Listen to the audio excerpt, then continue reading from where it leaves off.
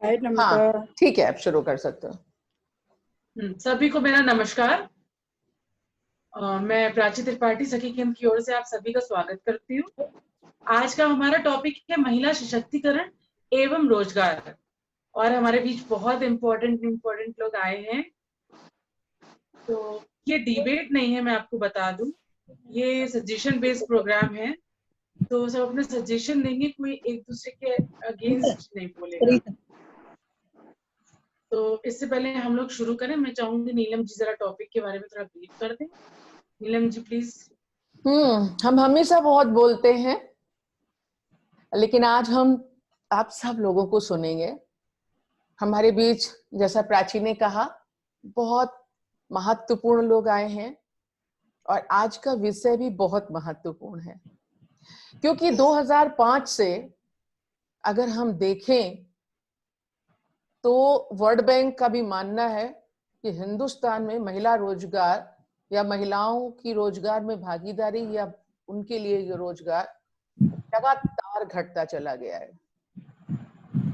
यहाँ तक कि 2015 में 28% था और घट के 17% शहरों में हो गया। तो स्थितियां, और इधर कोविड-19 में स्थितियां और भी भयंकर हो गई हैं। हमारे पास जो बहुत सारे लोगों की केसेस आ रहे हैं, इधर अगर हम देखें तो कोविड-19 के दौरान पहले तो जो महिला हिंसा थी वो थी ही थी, लेकिन कोविड-19 के दौरान लगभग 37% और बढ़ गई। साइबर क्राइम 40% और बढ़ गया।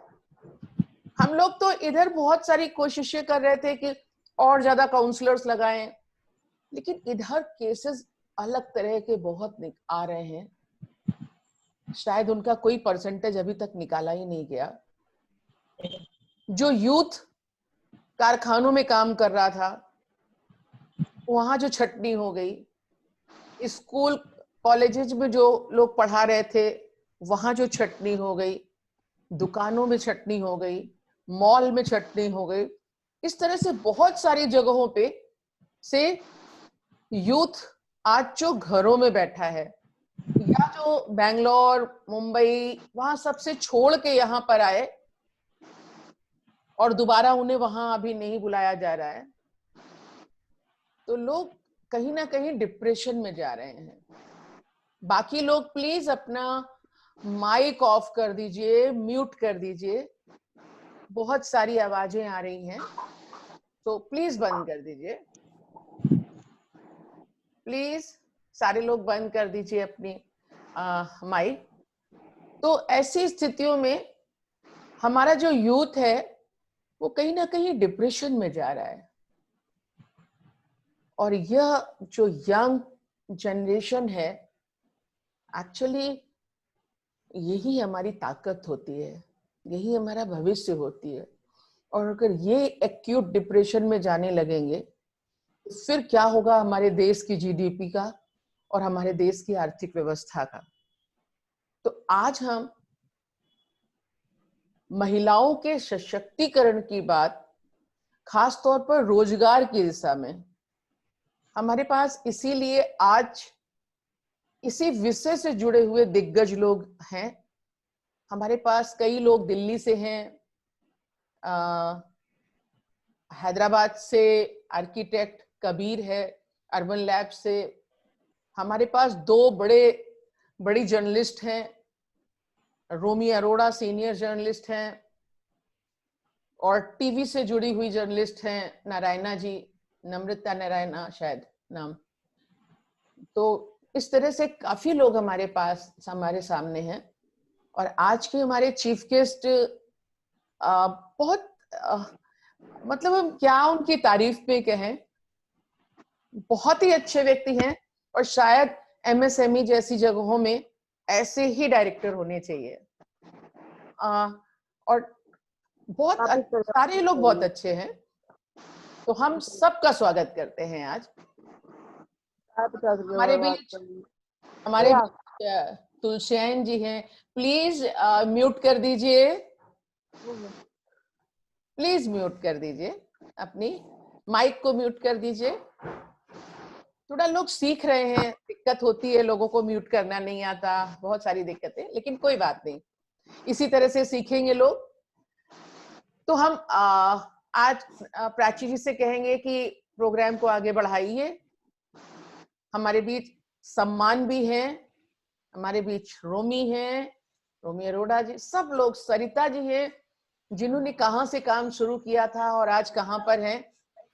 तो शायद आज की जो हमारी वेबिनार होगी, उस वेबिनार से हमारा यूथ बहुत कुछ सीखेगा, खासतौर पर जो डिप्रेशन में जा रहा है उसको एक ताकत जरूर मिलेगी। तो प्राची जी प्लीज इसको आगे बढ़ाइए। Thank you Neelam ji.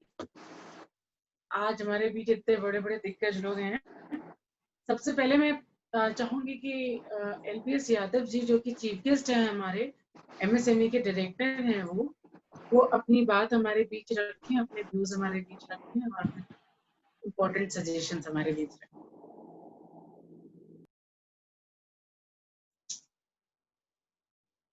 Sir आप सुन सकते हैं हमें?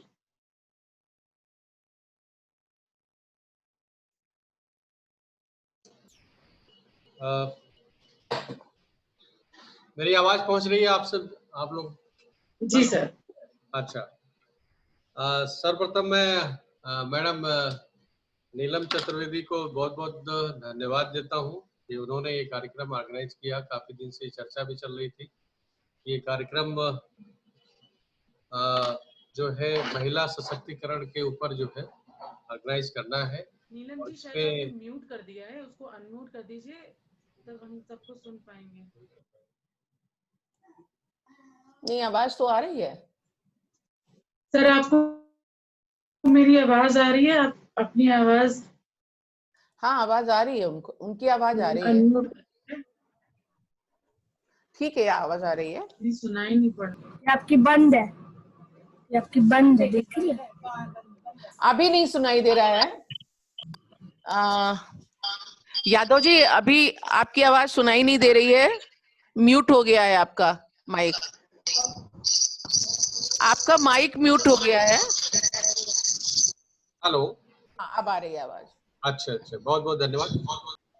और मैं इस कार्यक्रम के लिए मैं आप सबको बधाई देता हूं कि आपने ये कार्यक्रम ऑर्गेनाइज किया और काफी पे जुड़े हुए जो भी हमारे स्पीकर्स हैं और जो गेस्ट स्पीकर्स हैं और स्पेशल गेस्ट, मैं सबका धन्यवाद करता हूँ MSME मंत्रालय की तरफ से कि आप MSMEDI कानपुर की तरफ से।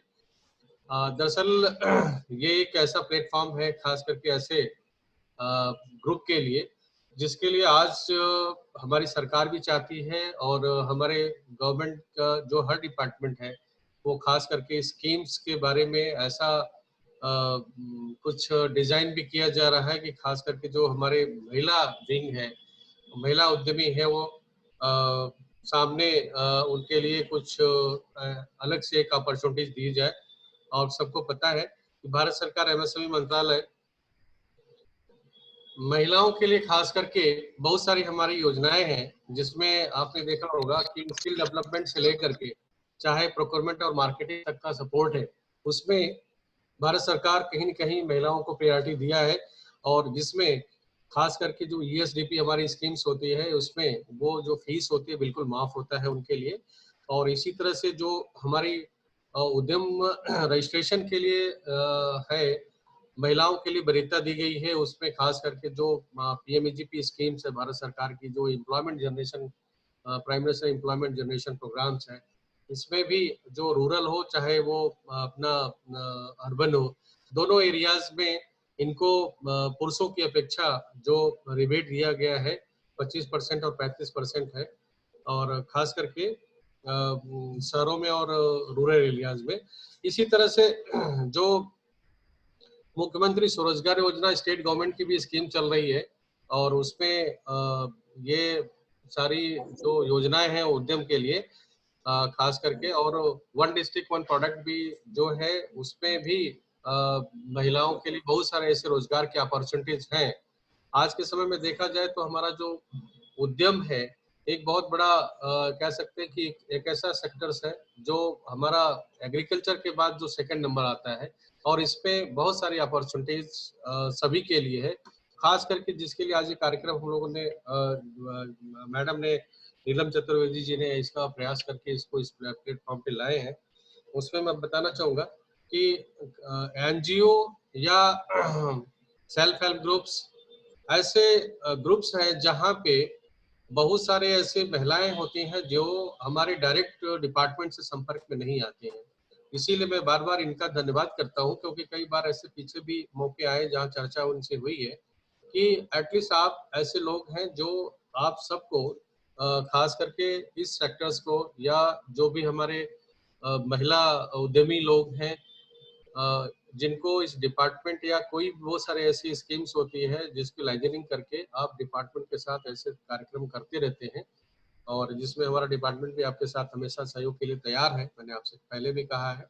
और खास करके जो सरकार भी जो चाहती है उसमें ये भी है कि बहुत सारे ऐसे उद्यम स्थापित करने के बाद भी सरकार आपके साथ हमेशा तैयार है, चाहे वो मार्केटिंग का इशू है उसमें भी, या फिर कुछ जो वेंडर डेवलपमेंट का है, पब्लिक प्रोक्योरमेंट पॉलिसी है, या जेम के ऊपर है रजिस्ट्रेशन के लिए, या हमारी जितनी सारी अदर स्कीम्स है, चाहे वो आपका टेक्नोलॉजी अपग्रेडेशन से लेके क्लस्टर डेवलपमेंट से लेकर के, या आपका इंटरनेशनल जो ट्रेड फेयर्स होते हैं उनमें पार्टिसिपेशन के लिए, खास करके जो भी हमारे स्कीम्स एमएसएमईज मंत्रालय के द्वारा है उसमें काफी अपॉर्चुनिटीज है।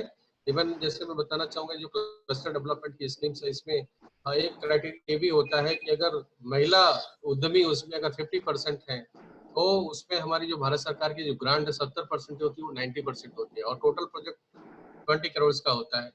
और इसमें इसी तरह से जो हमारी यहाँ कह सकते हैं कि मार्केटिंग के लिए भी महिला उद्यमी अगर कोई प्रोडक्ट बनाते हैं और मार्केट के लिए अगर उनको कहीं डिस्प्ले लगाना है, किसी भी रिकॉग्नाइज्ड फेयर में पार्टिसिपेट करना चाहते हैं, वो चाहे इंडिया में कहीं भी हो 2 बार जा सकते हैं, और उसको थोड़ा सा 1 महीना 2 महीना पहले उनका जो ऑथराइजेशन लेटर है एसोसिएशन की तरफ से उद्यमी को मिलना चाहिए। और उसका यहाँ पे फिक्की फ्लो का नाम मैं स्पेशली लेना चाहूँगा कि वहाँ उन महिलाओं ने, उन महिला उद्यमियों ने इनका लाभ उठाया है। इसी तरह से मैं चाहता हूँ कि इसमें भी लोग रोजगार अपना लगाएं, और रोजगार लगाने के लिए जो भी मार्गदर्शन है हमारा डिपार्टमेंट और हमारे जितने सहयोगी डिपार्टमेंट से, जहाँ से भी सहयोग मिल सकता है या लाइजन करा किया जा सकता है, हम लोग कर सकते हैं। बस एक ये है पहल की बस आप मुझे वो समस्या की जानकारी थोड़ी सी अवगत कराएंगे, या जहाँ से आपको लगता है कि हमारी मदद की जरूरत है जरूर मुझे अवगत कराएं। और इसके साथ साथ हम बताना चाहेंगे कि जो रोजगार के लिए खास करके हमारे बहुत सारे ऐसे लोग हैं जिनको जानकारी नहीं होगी कौन सा उद्यम लगाएं, उसके लिए हम एमएसएमई जो है के ऊपर खास करके जो भी आपको डिसिप्लिन में उद्यम लगाना है उसके लिए प्रोजेक्ट प्रोफाइल्स बनी हुई है, और इवन हमारे केबीआईसी की साइट से उसके ऊपर भी है। एमएसएमई मंत्रालय हमारा dcmsme.gov.in है, जो हमारी सरकारी वेबसाइट से ऑफिस का कार्यालय का ऑफिस का जो है साइट से, उस पर भी अगर आप सर्च करेंगे तो आपको उसमें दिखेगा, चाहे वो मैकेनिकल हो, केमिकल्स का हो, फूड का हो, या ग्लास एंड सिरेमिक का हो, या इलेक्ट्रॉनिक्स इलेक्ट्रिकल्स का हो, जो भी फील्ड में आप चाहते हैं उसमें सारी इंफॉर्मेशन आपको प्रोजेक्ट के बारे में आपको दी गई है, उसके अकॉर्डिंगली आप उसको मॉडिफाई कर सकते हैं, या उसके लिए जानकारी आप हमारे डिपार्टमेंट से भी ले सकते हैं। अगर थोड़ा बहुत फेरबदल करना है तो उसको ले सकते हैं। और साथ में अगर फाइनेंस से संबंधित भी कोई ऐसा इशू है जिसके बारे में कोई उद्यमी ऑलरेडी काम कर रहे हैं या भी जो करना चाहते हैं, तो कहाँ से फाइनेंस मिलेगा उसकी भी जानकारी हम हमारे डिपार्टमेंट से लेंगे, तो हम लोग उसकी जानकारी भी हमारे पास कुछ ऑफिसर्स हैं जो स्पेशली डेडिकेटेड है आपके। जी, कोई आवाज आ रही है? जी सर, जी सर, प्लीज अपने अपने माइक ऑफ कर दें। और अभी हम लोग सर को सुन रहे हैं तो उनका ही माइक ऑन रहने दें ताकि सब अपने ऑफ कर दें प्लीज।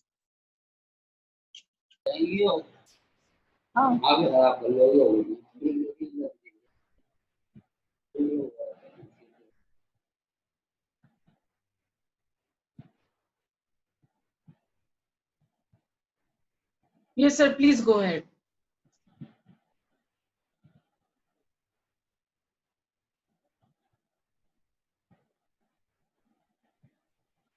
यादव जी, आपका माइक ऑफ हो गया है, तो प्लीज ऑफ ऑन कर लीजिए।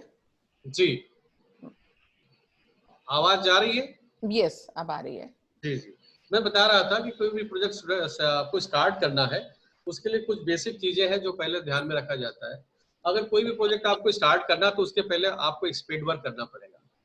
आप जहाँ पे भी लगाना चाहते हो तो प्लेस का सिलेक्शन करिए कि वहाँ पे आपको रॉ मटेरियल, मैन पावर बहुत इजीली मिल जाए, और साथ में कम्युनिकेशन का साधन होना चाहिए। वहाँ पे रोड ट्रांसपोर्ट भी होना चाहिए ताकि आपको इजीली वहाँ से जो गुड्स वगैरह आपको लेके जाना है, लेके आना है, और जो प्रॉपर कम्युनिकेशन हो सके। इसके साथ साथ प्लांट एंड मशीनरी भी आपको सिलेक्ट करना पड़ेगा कि जो लेटेस्ट प्लांट एंड मशीनरी है वो आप उसमें से जो भी एक्सपर्ट हो, आपके टेक्निकल एक्सपर्ट्स हो, वहां से आप उनसे बात करके उनको सेलेक्ट कर सकते हैं। आगे आता है फाइनेंस की बात।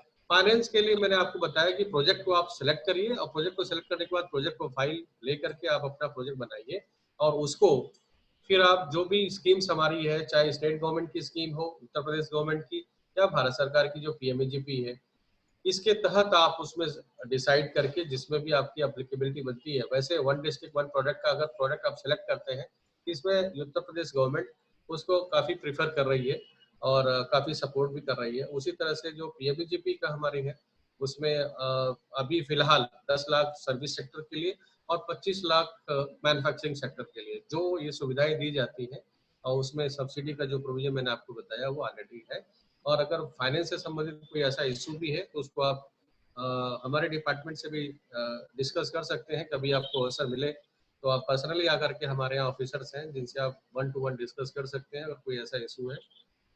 कोई उद्यमी भी, महिला उद्यमी अगर जिनको अभी दिक्कत भी आ रही हो, फाइनेंस की भी कोई ऐसा इशू हो, तो उसके लिए भी आप यहाँ चर्चा कर सकते हैं, ताकि आपकी लाइजनिंग जो है बैंक से कराई जा सकती है। अगर प्रॉपर ढंग से अगर आप अच्छा बिजनेस कर रहे हैं तो आपको पैसे की कोई कमी सरकार भी नहीं चाहती और नहीं होता है, और बैंक भी चाहता है कि उसको पैसा जो है, जो भी ऐसा उद्यमी हो उनको पैसा दिया जाए, लेकिन पैसे का सदुपयोग होना चाहिए, ये ध्यान में रखने वाली बात होती है। और मुझे नहीं लगता कि शायद इसमें कोई बैंक का जुड़ा, अगर बैंक का जुड़ा होगा तो बहुत अच्छी बात है, क्योंकि चूंकि ये सारी जो मैं बता रहा हूँ ये बैंक से संबंधित इशूज है। बैंक कभी नहीं चाहता कि पैसा ना मिले किसी उद्यमी को, पैसा मिलना चाहिए, और वो कहता है कि बस पैसा लीजिए और अपने काम में लगाइए। अगर डाइवर्ट आप करते हैं पैसे का तो पैसे का दुरुपयोग कहा जाता है। और दूसरी बात है कि अगर एक बार आपने उसका किस्त अदा नहीं करते हैं, एनपीए हो जाता है, तो फिर वो आपके परिवार के लिए भी दिक्कत होती है इन फ्यूचर। फिर आपको वो बैंक वाला, आपका सिविल खराब होती है, आपके परिवार को भी फिर बैंक लोन देने में कतराती है। तो इस चीज को ध्यान में रखें। और मैं बहुत ज़्यादा समय नहीं लूँगा क्योंकि बहुत सारे वक्ता है, क्योंकि हमारे पास जो इन्फॉर्मेशन आई थी और आपका समय भी बड़ा लिमिटेड होता है। इन केस अगर आपको कोई ऐसी आवश्यकता होती है हमारे डिपार्टमेंट से, तो we are already with you. आप जैसा आप लोग का रहेगा, कोई इंक्वायरी है या कोई जो भी हम सपोर्ट कर सकते हैं, ये एमएसएमई डिपार्टमेंट आपके साथ हमेशा साथ में बना रहेगा। धन्यवाद। Thank you sir, thanks a lot. बहुत अच्छा लगा आपको सुन के। अब हमारे बीच अन्नपूर्णा जी हैं, जो कि प्रोपरेटर हैं अन्नपूर्णा प्रोडक्ट्स की। उनसे मैं रिक्वेस्ट करूंगी कि अपने सजेशंस रखें। प्लीज अन्नपूर्णा जी। और सबसे रिक्वेस्ट करना कि थोड़ा थोड़ा समय बात करें, जिससे सारे लोग की हम लोग बातचीत सुन सके और बाद में चर्चा कर सकें।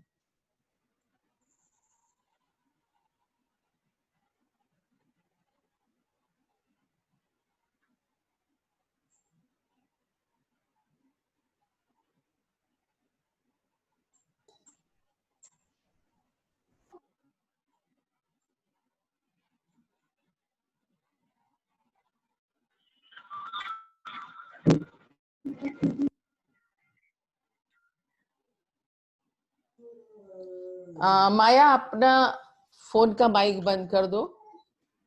और अन्नपूर्णा जी, आपको आवाज सुनाई दे रही है प्राची की? प्राची, अभी अन्नपूर्णा जी को नहीं सुनाई दे रही है, तब तक और किसी को बोलो। ओके, हमारे बीच राजीव मिश्रा जी हैं जो कि जर्नलिस्ट हैं और सेक्रेटरी हैं सोशल रिसर्च फाउंडेशन के। तो उनसे मैं रिक्वेस्ट करूंगी कि वो अपने व्यूज और सजेशन रखें। राजीव मिश्रा जी। नमस्कार मैम, आप सभी को सादर नमस्कार।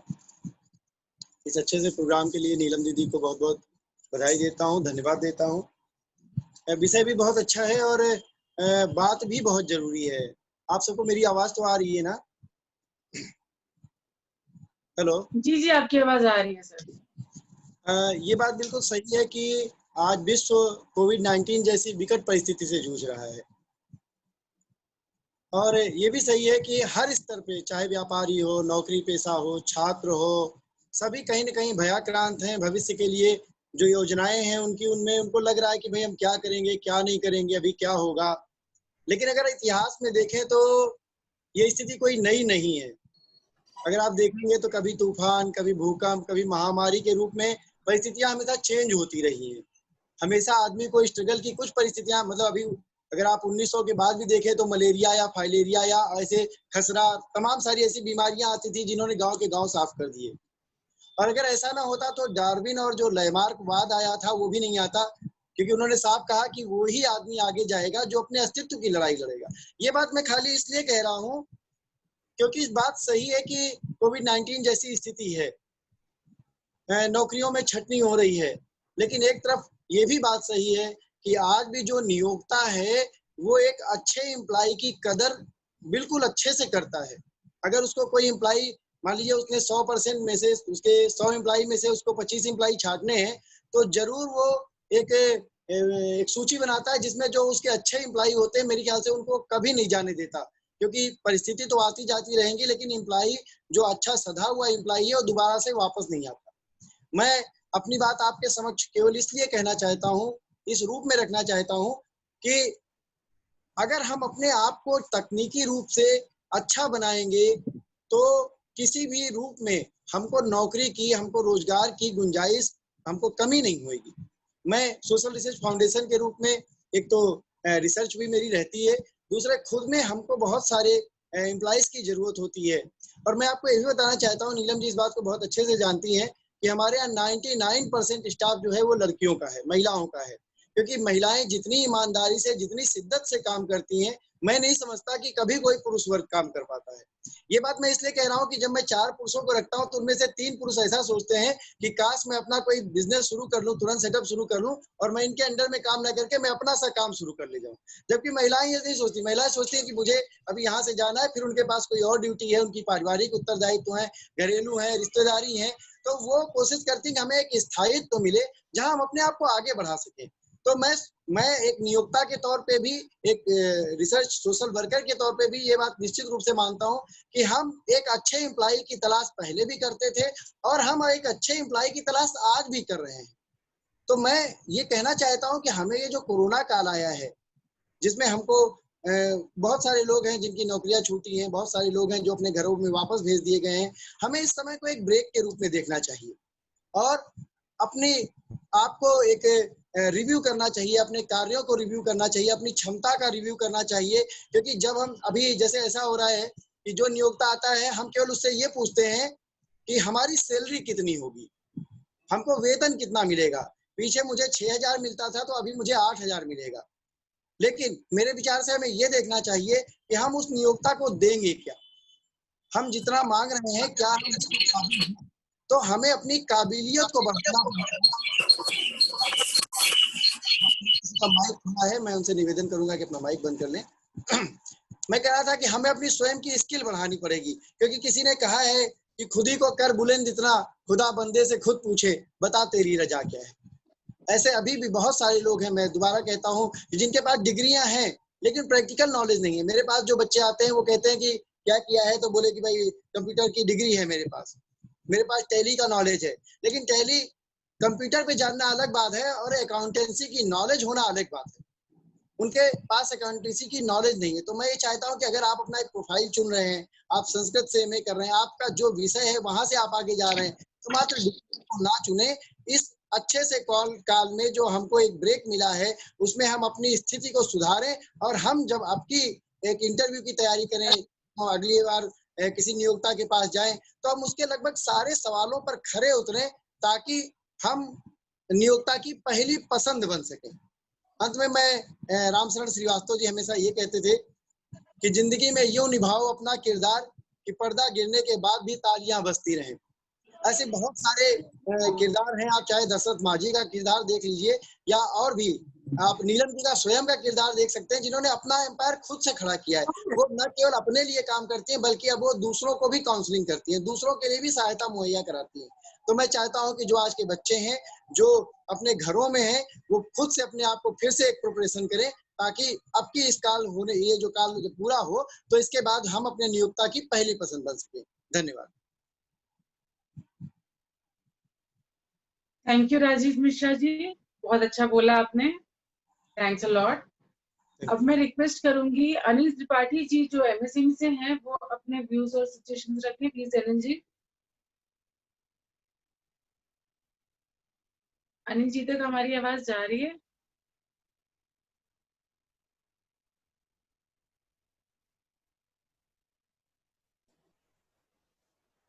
अनिल जी आप अपना माइक ऑन कर लीजिए। अनिल जी आप अपना माइक ऑन कर लीजिए।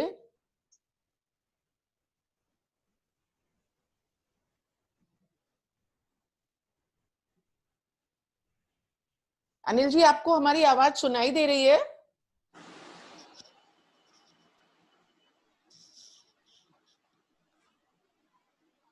अनिल जी आपको हमारी आवाज सुनाई दे रही है? आप अपना माइक ऑन कर लीजिए। आपका माइक हाँ अब ठीक है। तो आपको आवाज आ रही है मेरी? अब आ रही है। हाँ जी अब आ रही है। जी जी जी मैम, अब जरा सा मुझे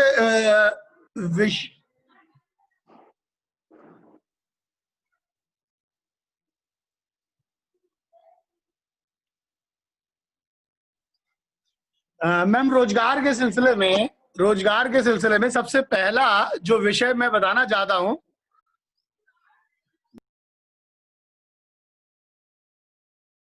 लोग जब कभी भी रोजगार की बात करते हैं, अन्नपूर्णा जी आप अपना माइक ऑफ कर दीजिए अभी। हाँ ठीक है, थैंक यू।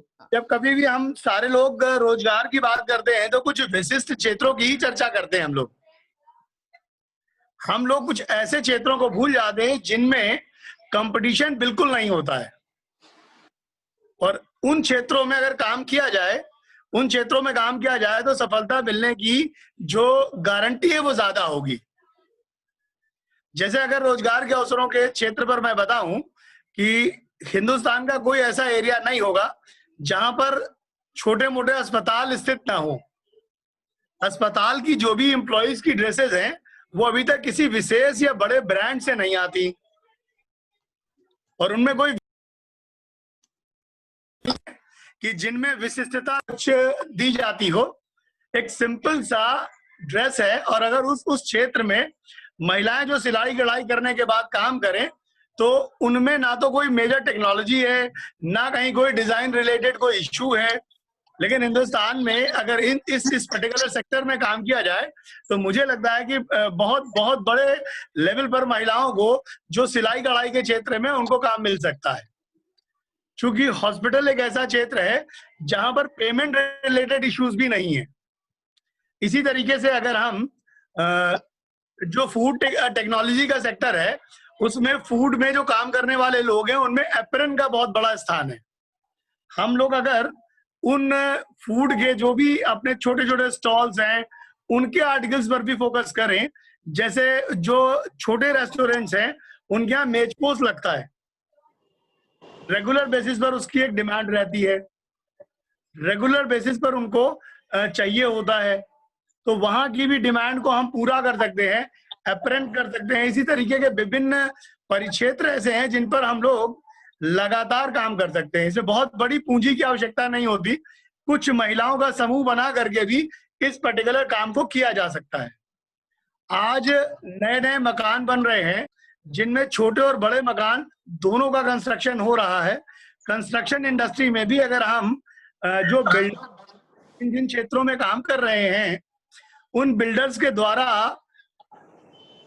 अगर फुली फर्निश्ड फ्लैट दिए जाते हैं, फुली फर्निश्ड फ्लैट के अंदर जो सबसे बड़ी रिक्वायरमेंट आती है वो आती है पर्दों की।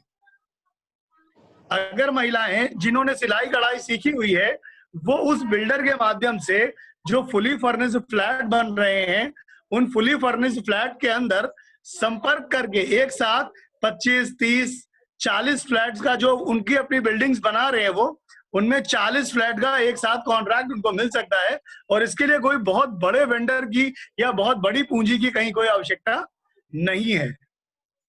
आज अन्य भी बहुत तरीके की रिक्वायरमेंट, जैसे कोविड काल में विशिष्ट रूप से जो मास्क है वो एक ऐसे उत्पाद के रूप में सामने आया है जिसमें भी महिलाओं की बहुत महत्वपूर्ण भूमिका है कि सिलाई कढ़ाई के क्षेत्र में कार्य किए जाने वाली महिलाओं के द्वारा बहुत बड़े पैमाने पर मास्क बना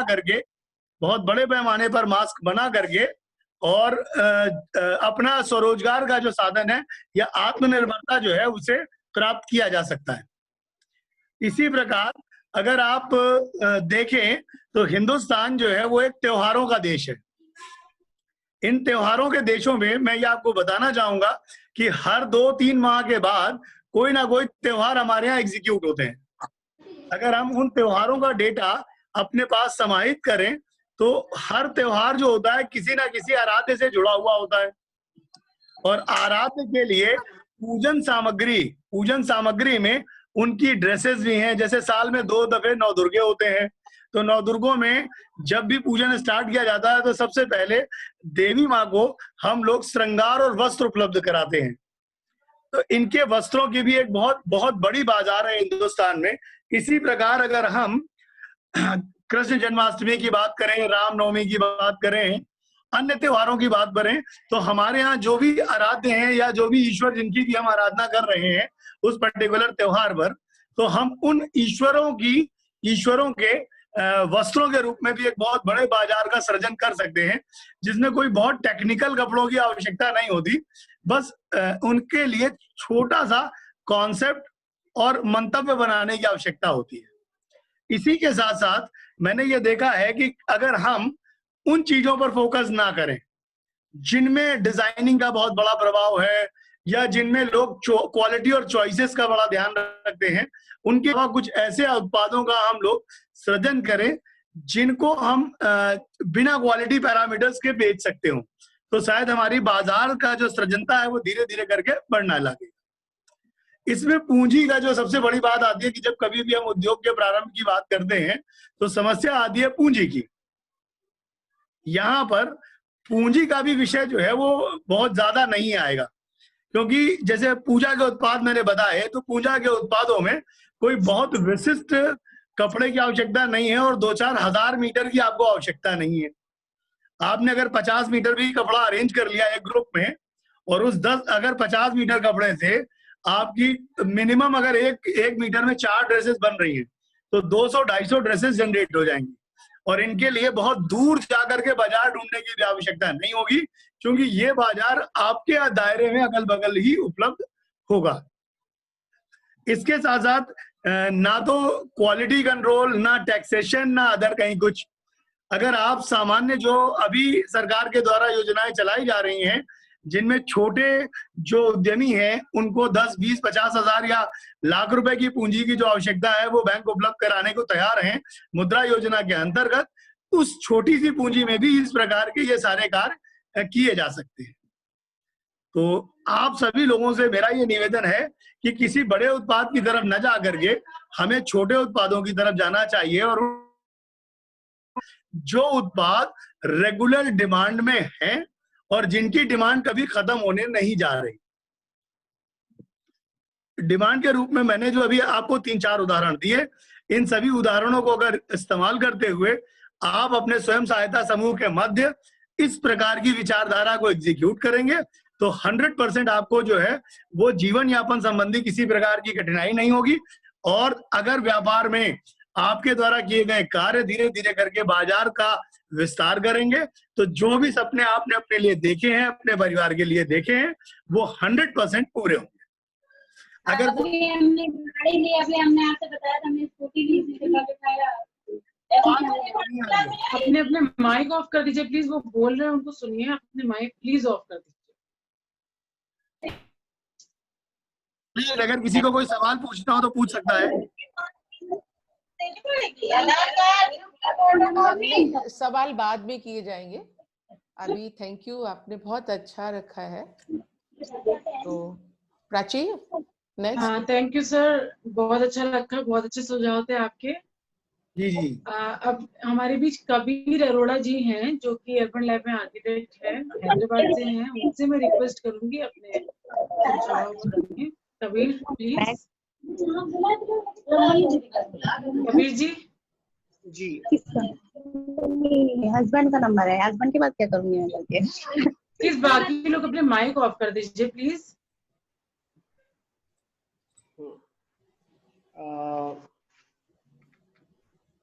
तो ये जो विषय है इस पे बहुत लोग हैं जो बहुत टेक्निकली आपको अच्छे बेहतर सुझाव दे पाएंगे। हम जिस संस्था में काम करते हैं हम लोगों ने इसको एक अलग तरीके से देखने की कोशिश की है कि उसमें जब आप घर से बाहर निकलते हैं, आप नए लोगों से मिलते हैं, नई बातें करते हैं, नई चीजें देखते हैं, तो बहुत सारे नए आइडियाज आते हैं। हम लोग के समाज में जब आपका मूवमेंट वैसे ही रेस्ट्रिक्टेड है काफी हद तक, तो बहुत से नए आइडियाज भी आपको एक्सेसिबल नहीं है। इस केस में उन सीमाओं के अंदर से भी निकल के बहुत सारी महिलाओं ने अद्वितीय काम किए हैं। तो इसके लिए क्या होता है कि जब जैसे अभी हमसे पहले जो बोल रहे हैं तो उन्होंने बहुत सारे आइडियाज दिए, मगर जब इस तरह के आइडिया किसी लड़के को आते हैं, वो और 4 लड़कों से चौराहे पे मिलता है, वो लोग उन आइडियाज को एग्जीक्यूट कर पाते हैं। मगर अगर कोई महिला है जिसके दिमाग में ये आइडिया आया, उसके लिए इस तरह से 5 लोगों से चौराहे पे मिल पाना एक बहुत कठिन चीज होती है। तो कहाँ से सपोर्ट मिलेगा उन आइडियाज को एग्जीक्यूट कर पाने का? तो एक हम लोगों ने प्रोग्राम किया था अ प्लेस फॉर हर कह के कि उनके लिए भी एक जगह, क्योंकि महिलाओं के लिए जगह बहुत सीमित होती है, जिसमें हम लोग अपनी गली में जो अलग अलग महिलाएं हैं, घरेलू महिलाएं हैं, कामकाजी महिलाएं हैं, उनको अपने दफ्तर पे बुलाते थे, चाय नाश्ता करते थे और रोज किसी आम सी बात पे बात किया करते थे, हफ्ते में एक बार, बस 2 घंटे के लिए। वो जब काम होता था उससे बहुत सारी नई आइडियाज आते थे। और क्योंकि वो महिलाएं मिल पा रही हैं घर से अलग, जहाँ पे बच्चों को नहीं देखना है, रिश्तेदार को चाय नहीं देनी है, साथ में नाश्ता नहीं बनाना है, तो उन सारे आइडियाज को एग्जीक्यूट करने का भी माहौल मिल पा रहा था। तो नीलम जी को पता है ऑफ कोर्स बहुत सारी टेक्निकल हेल्प है हम लोग के पास, जो हम लोग के यहाँ चीफ गेस्ट आए हैं उन्होंने भी बताया है कि सरकार बहुत सारी सपोर्ट देती है, मगर उसके पहले का एक स्टेप है जहाँ पे हम लोग को एक कलेक्टिव लेवल पे सपोर्ट सिस्टम ढूंढने की जरूरत है। कि अभी हम लोग का एक सेक्टर है जहाँ से रोजगार कम हुआ है, मॉल्स बंद है, टीचिंग बंद है, बहुत सारी सेक्टर्स से छटनी हुई है जैसे कि शुरुआत में बताया गया था। एट द सेम टाइम कि बहुत सारी सेक्टर्स में डिमांड बढ़ी है, जिससे बहुत सारे लोगों ने मास्क सिलने चालू किए। एक छोटा सा उदाहरण है, हेल्थ केयर सेक्टर में डिमांड बढ़ी है मैन पावर की। तो अलग अलग सेक्टर, मगर इन जो लोग हैं जो यहाँ पे सर्विस प्रोवाइड कर सकते हैं, उनको आप कैसे जोड़ेंगे एक दूसरे से, उनको आप प्लेटफॉर्म कैसे प्रोवाइड करेंगे कि वो उनके दिमाग में जो आइडिया है वो एग्जीक्यूट कर पाए। उसके बाद ही हम लोग कोशिश कर सकते हैं कि जो टेक्निकल सहायता है कि माइक्रो फाइनेंसिंग करा पाए, या हम लोग क्या बोलते हैं स्किल अपग्रेडेशन करा पाए, वो तभी होगा जब हमारे पास आइडियाज आएंगे। तो मेरा एक सुझाव होगा कि हम लोग अगर हम लोग किसी भी संगठन से जुड़े हैं, किसी इलाके से जुड़े हैं, अभी कोविड की वजह से फिजिकल मीटिंग तो थोड़ी सी दिक्कत अलग है, मगर अगर वर्चुअल स्पेस भी प्रोवाइड कर पाए जहाँ पे हम लोग इस तरह के लोकल लोगों से जिनके साथ दिक्कतें हैं उनके साथ ब्रेनस्टॉर्मिंग कर पाए कि आपके क्रिटिकल थिंकिंग के बारे में, कि हम लोग क्रिटिकली देख पाए कि ठीक है ये सेक्टर कम हुआ है तो किस सेक्टर में हमारे पास ऐसी स्किल है जिसको हम दे सकते हैं, ऑफर कर सकते हैं। तो क्रिटिकल थिंकिंग प्लेटफॉर्म प्रोवाइड कर पाए जहाँ पे हमें पता चले क्या ऑप्शंस हैं, उसके लिए क्या सहायता चाहिए। तो उसके बाद टेक्निकल सहायता, जैसे सखी केंद्र है, अभी हमारे पहले जो बोल रहे थे स्किल सेंटर है, टेक्निकल सहायता हम ऐसी अलग अलग ऑर्गेनाइजेशन और लोग हम लोग प्रोवाइड कर सकते हैं। इतना छोटा सी ये बात था और इसके उम्मीद है ये किसी काम की होगी।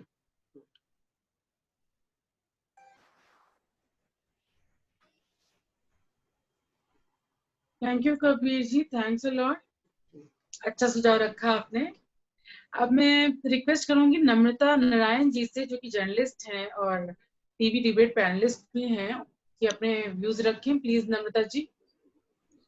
Thank you. एक तो सबसे पहली बात कि इस प्रोग्राम में आप लोगों ने हमें आमंत्रित किया, और सरिता जी ने जिन्होंने बताया आपके प्रोग्राम के बारे में और उन्होंने एंडोर्स किया। देखिए, अभी हमारे जितने भी जो लोग पार्टिसिपेंट्स हैं उन्होंने अपने अपने व्यूज रखे हैं। इसमें सबसे बड़ी बात जो आ रही है सामने, महिलाएं, मैं एक्चुअली टीवी पैनलिस्ट हूँ, जर्नलिस्ट हूँ, साथ में एक अपना प्रोजेक्ट रन कर रही हूँ, मैत्री एक परिचय। मतलब मैत्री एक परिचय के नाम से आप समझ सकते हो कि हमने महिलाओं की एक टीम बनाई है जहां पर महिलाएं हमारे साथ जुड़ करके अपने व्यापार को मार्केट दे सकती हैं, उनको प्रोडक्ट को सेल कर सकती हैं। सपोज कि जहां अगर आप कानपुर में बैठे हो और कानपुर के प्रोडक्ट को दिल्ली में बेचना है, एनसीआर में बेचना है, तो वो मैत्री के थ्रू कनेक्ट होकर के वो प्रोडक्ट को बेच सकती हैं। देखिए, इस पूरे सिनारियो में सबसे बड़ी समस्या जो आती है वो समस्या आ रही है मार्केट की।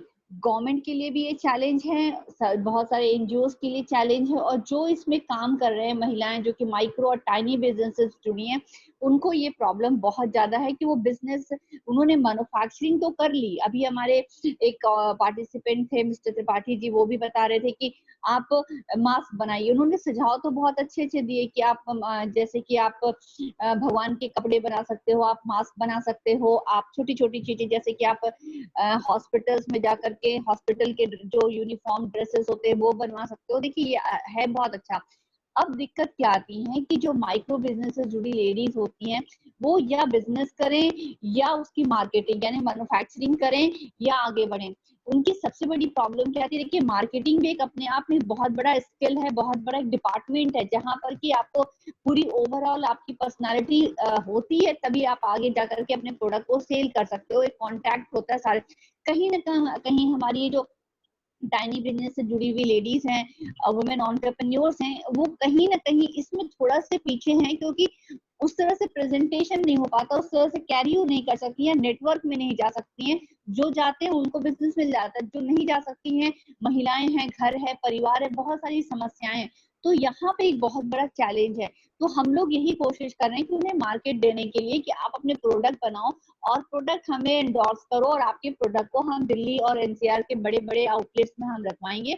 और हमने काम भी शुरू कर दिया है। पिछले महीने ही हम लोगों ने बहुत सारी लेडीज जैसे मटकी बनाती है, लड्डू बनाती हैं, बहुत सारी कुशन बनाती है, कुशन कवर बनाती हैं, अभी दिवाली के दिए हमारे को भेजे, बहुत सारे ऐसे प्रोडक्ट हैं, डोर मैट्स हैं, हमारे को भेजे। यहाँ पे देखिए बल्क डिमांड है, क्योंकि यहाँ पर बड़े बड़े स्टोर्स हैं, शॉपिंग ऑफ एंड ऑन लोग जाते ही जाते हैं अपने घर में, और ऑफ एंड ऑन जो चेंजेस हैं, सोफा कवर है, कुशन कवर है, डोर मैट्स है, ये साल में 3-4 बार इनकी परचेजिंग हो जाती है। यहाँ पे डिपेंडेंसी, फेस्टिवल डिपेंडेंसी उतनी नहीं है। यहाँ तो विंडो शॉपिंग में भी लोग इस तरह की चीजें खरीद लेते हैं। तो ऐसे डेकोरेटिव पीसेस हैं, तो ऐसी चीजें यहाँ पे ऑफ एंड ऑन शॉपिंग होती रहती है। अब क्या है कि अगर ऐसी मार्केट इनको मिल जाए तो ऑब्वियस सी बात है कि एक इन्हें सेलिंग पॉइंट मिलेगा और जहां से इनका बिजनेस फ्लरिश होगा। तो अभी तो हम लोग इसी पर काम कर रहे हैं, और मैं टीवी पर भी जाती हूँ तो यही बात बार बार कहती हूँ कि देखिए, स्किलिंग तो हमने कर ली है, अब स्किलिंग को प्लेटफॉर्म देने की जरूरत है, मार्केट देने की जरूरत है, जिसके लिए सरकार कोशिश कर रही है, और सामाजिक संस्थाओं को भी आगे आना पड़ेगा। मैं आपके माध्यम से एक चीज और बताना चाहूंगी। देखिए, अब महिलाएं क्या है, मेरी बहुत सारी महिलाओं से बातचीत होती है, अब क्या चाहती है, वो प्रोडक्ट वो चाहती है कि तुरंत प्रोडक्ट मेरा कोई खरीद ले। मेरे साथ बहुत सारी महिलाएं तो कीजिए हमारी प्रोडक्ट खरीदो। देखिए, खरीदना संभव नहीं होता है। आप समझिए कि आप मैन्युफैक्चरर हो, आपने प्रोडक्ट बनाए, अब आपका नेक्स्ट पॉइंट क्या आता है कि आप प्रोडक्ट को सेल कैसे करोगे। तो सेल करने के लिए आपको थोड़ी ना थोड़ी एंटरप्रेन्योरशिप का मतलब होता है जोखिम।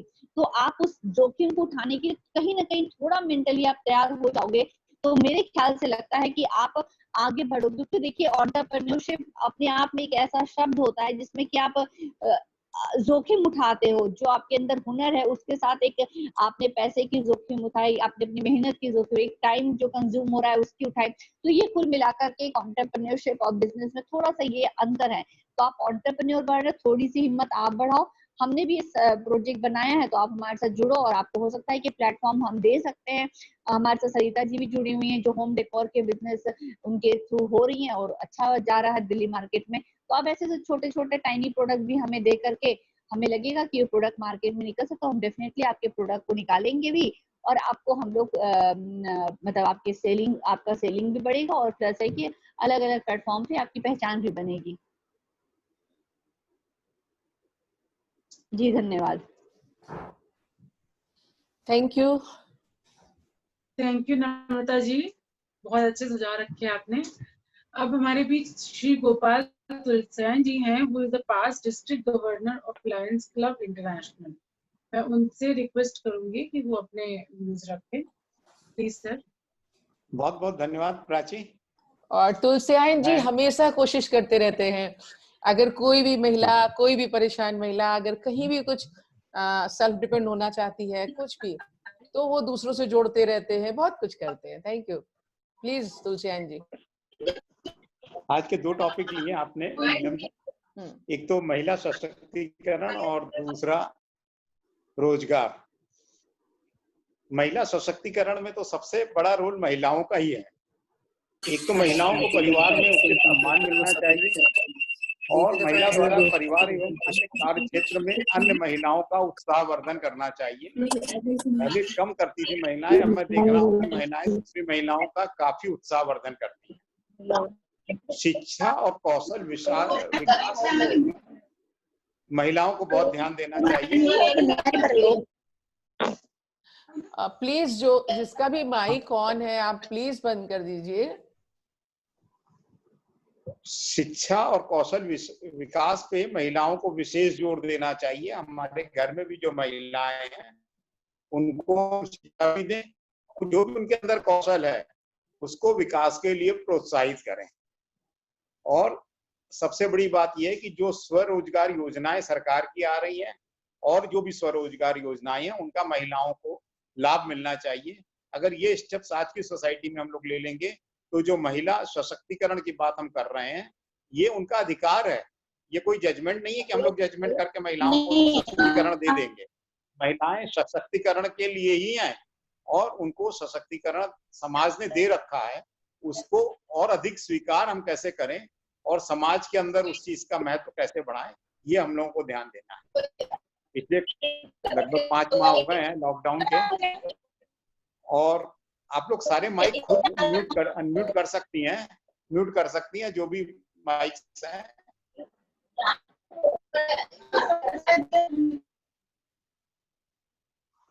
लॉकडाउन के अंदर समय का जो है वो हम लोगों को उपयोग करना चाहिए। यदि आपके पास रोजगार है तो रोजगार में करिए, यदि आपके पास समय है बच्चों को पढ़ाना है तो उसमें आप बच्चों को ज्यादा से ज्यादा पढ़ाइए, या अपना कौशल विकास करिए।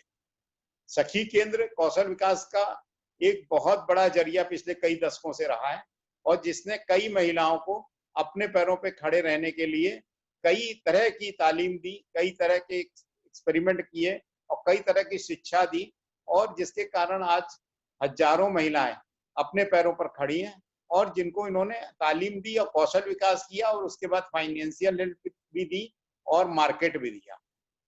जहां तक मार्केट की बात है, हम लोगों के समाज की भी ये ड्यूटी बनती है कि इस तरह की जो भी महिलाएं चीजें बना रही हैं उनके लिए जगह जगह पर हम लोग एग्जीबिशन लगाएं, और उन एग्जीबिशन के अंदर हम लोग इन सामानों को एग्जिबिट करें, एग्जिबिट करके वो सामान ज्यादा से ज्यादा बिकवाने की कोशिश करें। जब उनके सामान बिकेंगे तो उनको बनाने में और अच्छा लगेगा। गवर्नमेंट ने भी एक स्कीम GEM करके निकाली है, जिसके अंदर 25,000 रुपए तक का कोई भी सामान, कोई भी कंपनी इस तरह की महिलाओं से जो अपने आप को आत्मनिर्भर के अंदर रजिस्टर कराती है MSME के साथ, उनसे खरीद सकते हैं। उसके अंदर कोई बड़ा लंबा प्रोसेस नहीं है, और यदि आपका वहां रजिस्ट्रेशन है तो 25,000 तक का कोई भी सरकारी कंपनी आप ही से सामान खरीदना पड़ेगा, दूसरी जगह से सामान नहीं खरीद सकती। तो अभी जो अपना लॉकडाउन चल रहा है इसमें अपना कौशल विकास करिए, आगे की प्लानिंग करिए, बच्चों को और अधिक आत्मनिर्भर कराइए, अपने जीवन के लिए टारगेट्स बनाइए। एक दिन एक बैठ जाइए कागज पेन लेकर, 2020 चल रहा है, ये तो मान लीजिए 2020 तो ऐसे ही जाएगा, लेकिन इसके बाद तो प्रॉब्लम कहीं तो खत्म होगी। ये तो हर आदमी जानता है कि प्रॉब्लम कोई भी प्रॉब्लम हमेशा नहीं चलती है। तो आज के 1 साल बाद, आज के 2 साल बाद, आज के 5 साल बाद, आज के 10 साल बाद आप कहाँ पहुंचना चाहती, एक कागज पर लिखिए, और फिर उसको छोटे छोटे टुकड़ों में डालकर उनकी ओर पहुंचने की कोशिश करिए। साथियों शहर में हैं तो मुश्किलें तो आएंगी और पाँव में चुभा कांटा भी चलते चलते निकालना होगा। तो ये तो आपको सोचना ही पड़ेगा, परेशानी नहीं आए तो जीवन ही नहीं है। केवल एक मृत व्यक्ति ऐसा होता है जिसको कोई परेशानी नहीं होती है। यदि आप जीवित हैं तो आपको परेशानी आएगी। मेरी एमएसएमई वालों से कई बार मुलाकात हुई, इधर में बातचीत भी हुई, कुछ मीटिंग्स में भी मुलाकात हुई। एमएसएमई बहुत बड़ा माध्यम है।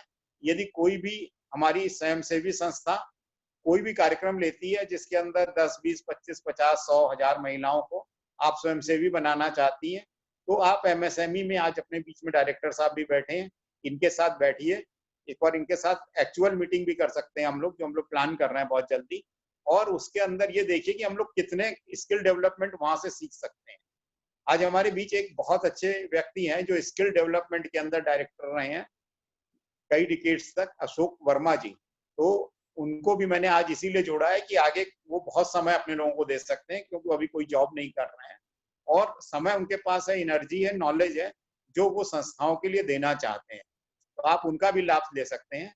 और इस तरह की स्किल्स के कई कार्यक्रम आप सखी केंद्र में भी कराते रहते हैं और इन केंद्रों से लोगों को ज्यादा से ज्यादा सिखाइए। लॉकडाउन का पीरियड तो सबसे बढ़िया है, इसमें जो भी सीखें। और अगर सोशल डिस्टेंसिंग के साथ हम लोग एक्चुअल मीटिंग भी करते हैं और उसके अंदर कार्य सीखते हैं तो उसमें भी कोई बुराई नहीं है। अंत में ये कह रहा हूं कि समय के साथ आपको कुछ न कुछ चीजें बदलनी पड़ती हैं। हम लोग होठों से मुस्कुरा देते थे और लोग देख लेते थे और समझ जाते थे कि हम प्रसन्न हैं, लेकिन अब एक आर्ट सीखनी पड़ रही है कि हम लोग आंखों से मुस्कुराएं और लोग आंखों को देखें तो समझ जाएं कि मैं आपको देखकर खुश हुआ हूं और मैं मुस्कुरा रहा हूं। तो जब आंखों में मुस्कुराहट आएगी तभी आपकी खुशी आएगी। ये समय के साथ बदलाव आ गया है।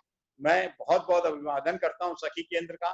बहुत अच्छा कार्य आप लोग कर रही हैं और आपके हर कार्य में हम लोग सभी जो भी यहाँ पर एकत्रित हुए हैं आपके साथ हैं।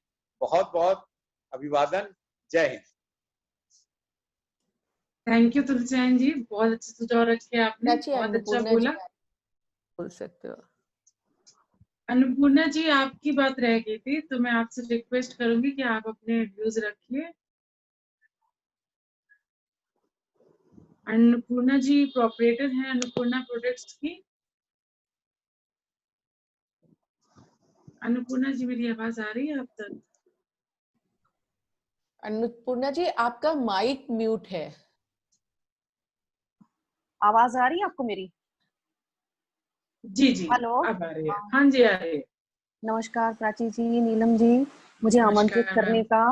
आप सभी लोगों को मेरा, अन्नपूर्णा सिंह नाम है मेरा और मेरी ऑनलाइन कंपनी है करके रन कर रही है और मैं हर्बल फूड प्रोडक्ट में बनाती हूँ। लाइक आंवला कैंडी है, बेल कैंडी है, पापड़ है, ईटेबल सारे प्रोडक्ट्स हैं। बिजनेस लॉकडाउन अभी तो चल रहा है, बिजनेस में चल रहा था, लेकिन लॉकडाउन की कोरोना की वजह से मेरा बिजनेस थोड़ा सा डाउन हो गया है।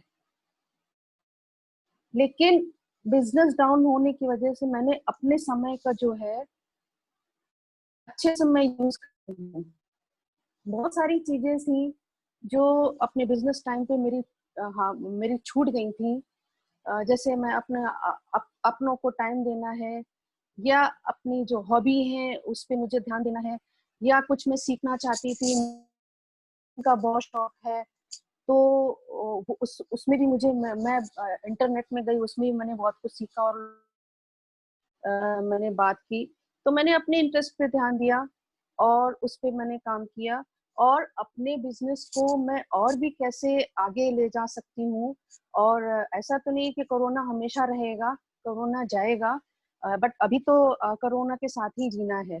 तो समय का यूज करते हुए मैंने बहुत सारी चीजें जो है वो करेक्ट की, अपने आप को टाइम दिया, क्योंकि health is my first priority और सभी का ये अधिकार कि सबसे पहले अपनी हेल्थ को ध्यान दें, क्योंकि अगर हेल्थ है तो तभी हम कुछ। मैंने अपनी हेल्थ पर ध्यान दिया और बिजनेस अपने को और भी कैसे हम आगे ले जा सकते हैं, फिर मैंने किया, कई लोगों से मैंने बात की और अपनी मैंने की।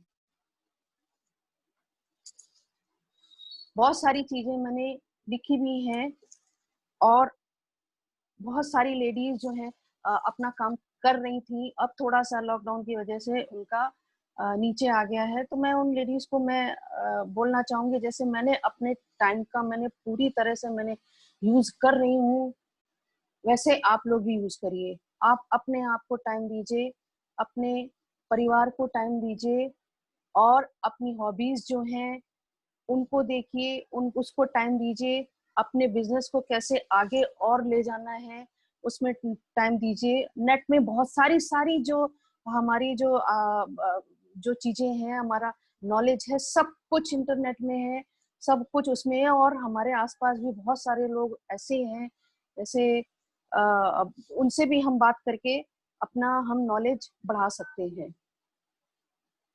तो आगे मैं आप लोगों से मैं यही कहूंगी, नहीं है जब तक वैक्सीन नहीं आ जाती है, अपनी चीजों को टाइम दे और अपने आप को टाइम दो और अपने परिवार को भी टाइम दे। बहुत सारी गवर्नमेंट की योजनाएं हैं और गवर्नमेंट बना भी रही है, वो भी समझ रही है जा रहे हैं, बिजनेस डाउन जा रहा है, लेडीजों के लिए बहुत सारी योजनाएं बना रही है।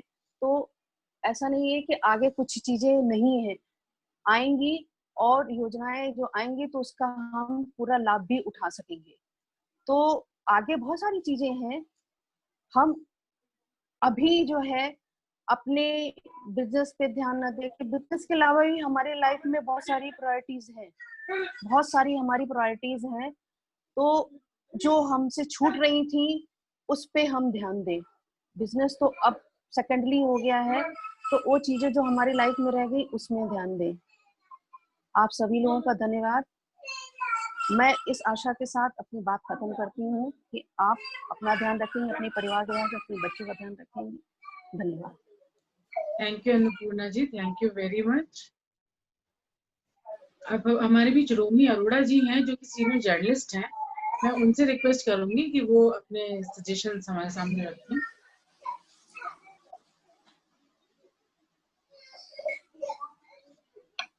हेलो, नमस्कार प्राची, नीलम जी, बड़ा अच्छा लगा आपने बुलाया और बहुत ही अनुकूल विषय है वर्तमान परिदृश्य में। अन्नपूर्णा जी ने सबसे अच्छी बात ये की कि हम लोग जो इधर उधर बात कर रहे थे वो टॉपिक पे ले आई। देखिए, सरकार की बहुत योजनाएं हैं, बहुत सारे काम भी हो रहे हैं, लेकिन सच में बाजार नहीं है, उसका डिप्रेशन है। जिसके पति की नौकरी चली गई या जो महिला काम कर रही थी उसको अकस्मात 15 साल बाद 50 वर्ष की उम्र में निकाल दिया गया, या जिसका बच्चा अभी नौकरी करने गया था उसकी 2 साल बाद नौकरी छूट गई, ये डिप्रेशन हो गया बहुत बड़ा। ऐसे परिवार, ऐसे टूटे हुए, ऐसे बिखराव और इतने परेशान परिवार से हम ये उम्मीद नहीं कर सकते कि वो एकदम से रातों रात अपने पैरों पे खड़ा हो जाए। बहुत अच्छी बात अन्नपूर्णा जी ने कही कि हमें खुद को मजबूत करना है और इस डिप्रेशन से बाहर आना है। ये सोचना है कि ये मौका है हमें खुद को पहचानने का, परिवार को पहचानने का। और जब हम शांत चित्त से सोचेंगे तो हमें अपनी खूबियां भी समझ में आएंगी। हमें लगेगा हम तो बहुत अच्छा खाना बना सकते हैं, हम तो दही बड़ा एक्सपर्ट हैं, हम दही बड़े का भी काम कर सकते हैं, केवल एक दही बड़ा और कुछ नहीं। आप एक्सपर्ट होकर काम करिए, आपकी उसकी मार्केट मिलेगी उसको। आप कपड़े, वो हमारे जो भैया थे उन्होंने कहा बहुत अच्छी बात है, अस्पताल में कपड़े हैं, नौघड़ा में जाइए 10,000 का कपड़ा लीजिए, उसमें ढेरों ढेर भगवान की ड्रेसेस बन जाएंगी। जनरल में आपको गोटा और वो मिल जाएगा। बहुत अच्छी बात उन्होंने कही थी कि छोटी छोटी चीजें होती हैं। वो जो हमारी नीलिमा जी आई थी उन्होंने हमको बाजार की बात भी कही। लेकिन ये एक सोसाइटी का एक बहुत छोटा तबका है, एक और बड़ा तबका है जो बेरोजगार हो गया है, जिसके पास 10,000 रुपया भी नहीं है कि वो कपड़ा लेके काम शुरू कर सके। उनके लिए भी हमें सोचना पड़ेगा और उनको मॉरली बूस्ट करना पड़ेगा कि वो अचार, पापड़, चिप्स जैसे छोटे छोटे काम शुरू करें। जैसे कि नीलम जी ने शुरू में एक बार मसालों का और उसका प्रयास किया था। मैं दोबारा नीलम जी से अनुरोध करूंगी कि दोबारा एक बड़ा विस्तार से प्लेटफॉर्म दें ऐसी महिलाओं को जो अपनी छोटी छोटी विशेषताओं से बुकनू बना के पैकेट कर देना, बहुत छोटी सी चीज है। अचार बना देना और कुछ बड़े काम करने के लिए अगर आपके पास हुनर है, आप अपना स्वयं सहायता समूह बना सकती हैं, उससे आप ले सकती हैं, बैंक आपको फिनांस करता है, आपको बहुत सारी एमएसएमई की योजनाएं आपको मिल सकती हैं। अगर आप पढ़ी लिखी तो बहुत काम कर सकती हैं। अगर आप कुछ भी नहीं कर सकती हैं तो कम से कम जो महिलाएं ऐसा काम कर रही हैं उनको प्रोत्साहित करिए, उनकी बनाई हुई चीजों को खरीदिए और उनको मॉरली बूस्ट करिए, उनको डिप्रेशन से निकालिए। बहुत खराब समय है कोरोना काल में, बहुतों की नौकरियां गई हैं, डिप्रेशन बहुत ज्यादा हो गया है, लोग परेशान होकर आत्महत्या कर रहे हैं, घरेलू हिंसा बढ़ गई है और ऐसे में बहुत जरूरी है काउंसलिंग करना। सब कुछ हो जाएगा, हम सब कुछ बना लेंगे, हम बेच भी लेंगे, हमें सरकार मदद भी कर देंगे, लेकिन हम अपना चित्त तो शांत रखें, हम अपने घर में तो शांति ला पाए। हमारा पति जो बाहर से काम कर रहा था बैठ गया आके, जो अहमदाबाद में काम करने फैक्ट्री में गया था, वो कानपुर में मजदूरी नहीं ढूंढ पा रहा है। मनरेगा का 65% हिस्सा 5 महीनों में खत्म हो गया है। लोगों को नहीं काम मिल रहा, मजदूरी नहीं मिल रही है। हमें उनके लिए भी सोचना है। सरकार की भी सीमित चीजें हैं, एक दायरे हैं, हमको कुछ बनाना है और खुद कुछ खरीदना भी है। हमें एक सर्कुलेट करना है एक पूरा बाजार का सिस्टम, क्योंकि महिला ही बनाती है, महिला ही खरीदती है और महिला समाज की, देश की अर्थव्यवस्था में बहुत बड़ा योगदान दे सकती है। मेरा ये विचार है। अच्छा लगा जो अभी यादव जी ने कहा, जो अनिल जी ने बहुत ही अच्छी यूजफुल चीजें रखी, छोटी छोटी चीजें हैं। केवल यही नहीं, आपके घर में अगर गमले हैं, आप पौधे बना के नर्सरी भी बना सकती हैं। आप पौधे बेचिए, आजकल फूल लगाने का बड़ा फैशन है लोगों में। छोटी छोटी पौध बना के बेचिए, केवल 10-10, 15-15 रुपए की छोटे छोटे कंटेनर में बेच दीजिए। घर एक इंटीरियर डेकोरेशन का भी आप काम कर सकती हैं। केवल राय देने, बहुत सारे परिवार में महिलाएं नौकरी पे चली जाती हैं, उनके छोटे से काम में केवल पेटीकोट चाहिए साड़ी के नीचे पहनने के लिए, केवल पेटीकोट का काम शुरू कर सकती हैं, केवल ऑल्टरेशन कर सकती हैं, केवल फॉल लगाने का काम कर सकती हैं। बहुत छोटे छोटे काम है, लेकिन मैं सारी महिलाओं से दरख्वास्त करूंगी कि खुद को इस बहुत भीड़ व्यवस्था है, बहुत ज्यादा खराब समय है और ये खराब समय बढ़ता चला जाता है, वो शांत रहे, अपने हुनर को पहचाने और सोचे उसके लिए हम क्या कर सकते हैं और खुद आगे बढ़े और अपने जैसी तमाम दूसरी महिलाओं को भी मदद करें, उनका हौसला अफजाई करें, उनकी बनाई चीजों को खरीदें। धन्यवाद। थैंक यू रोमी जी, आपने बहुत अच्छे सुझाव दिए, स्पेशली काउंसलिंग वाला। काउंसलिंग की बहुत जरूरत है वाकई में इस समय ऐसे डिप्रेशन के माहौल में। अब मैं रिक्वेस्ट करूंगी विजय भक्ति शुक्ला जी, जो कि एमएसएमई से हैं, कि वो अपने सजेशंस रखें। प्लीज विजय जी।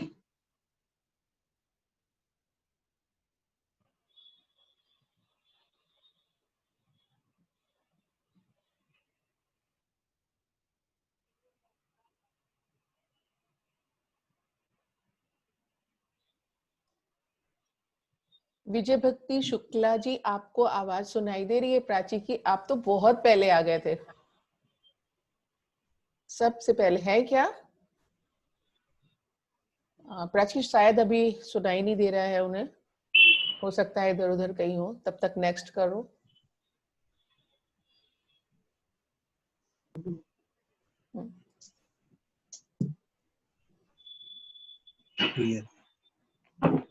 हाँ, हमारे बीच सरिता द्विवेदी जी हैं, जो कि प्रोप्रिएटर हैं अनमोल गिफ्ट हाउस की।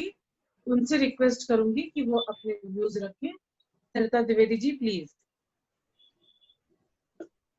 आप तक हमारी आवाज पहुंच रही सरिता जी? आपका माइक ऑफ है।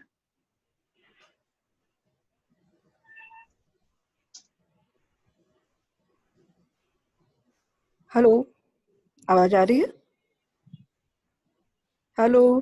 हाँ आ रही है आवाज आपकी। प्राची जी, नीलम, आवाज आ रही है? आ रही है। जी जी आ रही है, बिल्कुल आ रही है। आप सभी को मेरा नमस्कार। और मैं नीलम जी को बहुत बहुत थैंक्स कहूंगी कि आज उन्होंने इस प्लेटफॉर्म पे हम लोगों को बुला के ऐसे मौका दिया है अपनी बात कहने का। और इस सबके साथ में आज हमारे हिंदी दिवस है। आप सभी को हिंदी दिवस की बहुत बहुत शुभकामनाएं। और जैसा कि इतनी देर से सुन रही हूँ कि रोजगार के लिए बहुत सारी बातें हुई हैं और हमारे MSME हमारे डायरेक्टर साहब बैठे हुए हैं, तो हम लोग कानपुर में इस मामले में तो बहुत ही लकी रहे हैं कि हमारा ये डिपार्टमेंट तो हमेशा से बहुत अच्छे लोग, पहले शुक्ला जी थे, उनसे भी बहुत सपोर्ट मिला है। मैं बहुत सालों से जुड़ी हूँ, लेकिन कुछ चीजें ऐसी हैं जो मैं देख रही हूँ कि हम जा तो रहे हैं वहाँ MSME, पर बात भी होती है, काम भी हो रहे हैं, पर वो प्लेटफॉर्म जो मिलना चाहिए, जो हमारा प्रोडक्ट बनता है, उसके बाद में हम उसको कहाँ बेचें। प्रोडक्ट तो बहुत बन रहे हैं, स्कीमें तो बहुत आ रही हैं, मगर उसको कितना असली में उसका कौन फायदा उठा पा रहा है, इसकी बहुत बड़ी ये समस्या है। क्योंकि मेरे पास गांव में जमीन थी, मैंने बहुत बार मैं MSME गई, और हमारे यादव सर इस समय सुन रहे हैं, तो मैं उनसे ये रिक्वेस्ट करूंगी कि हमारी शुक्लागंज के पास जमीन है। मैंने बहुत कहा था कि मुझे कोई भी ऐसा बिजनेस मुझे बताइए जिससे मैं गांव के लोगों को काम दे सकूं। आज वहाँ पे इतने बुजुर्ग लोग हैं, उनके बच्चे दुबई भाग गए हैं, कोई बॉम्बे चले गए, कोई कहीं चले गए।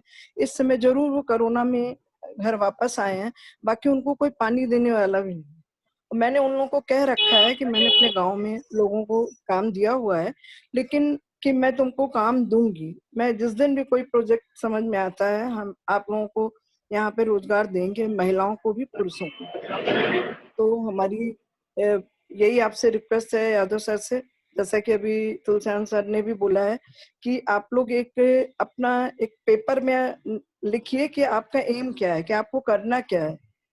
पर हम लिख भी लेते हैं, हम महिलाओं को समझा भी देते हैं। इस समय कोरोना जैसी बीमारी में हम आज जिंदा हैं, तो बहुत बड़ा यही गॉड गिफ्ट है हमारे लिए कि हम कुछ कर सकते हैं। लेकिन आज एक महिला सशक्तिकरण की बात होती है, तो जब ये मंच हो या कोई बिजनेस की बात हो या कहीं कोई फैसला लेने की बात हो, तो ये इस जगह पे एक महिला को कितनी स्वतंत्रता है कि वो अपना निर्णय ले सके। तो ये कहने की बात है, आज भी 40 से 50% महिलाएं अपने घर को संभालने के बाद में शिक्षित होते हुए भी वो घर में रह रही, यानी कि आधा ज्ञान अभी भी घर में पड़ा है। मैं ये नहीं कहती कि महिला, पढ़ी लिखी महिला ही घर बनाती है। अनपढ़ महिलाएं जो हैं, वो जो घर चला सकती हैं, शायद मेरे अंदर वो चीज नहीं है, पर वो बड़ी पापड़ कुछ भी बनाना है, पर वो कहाँ लेके जाए, कहाँ बेचे।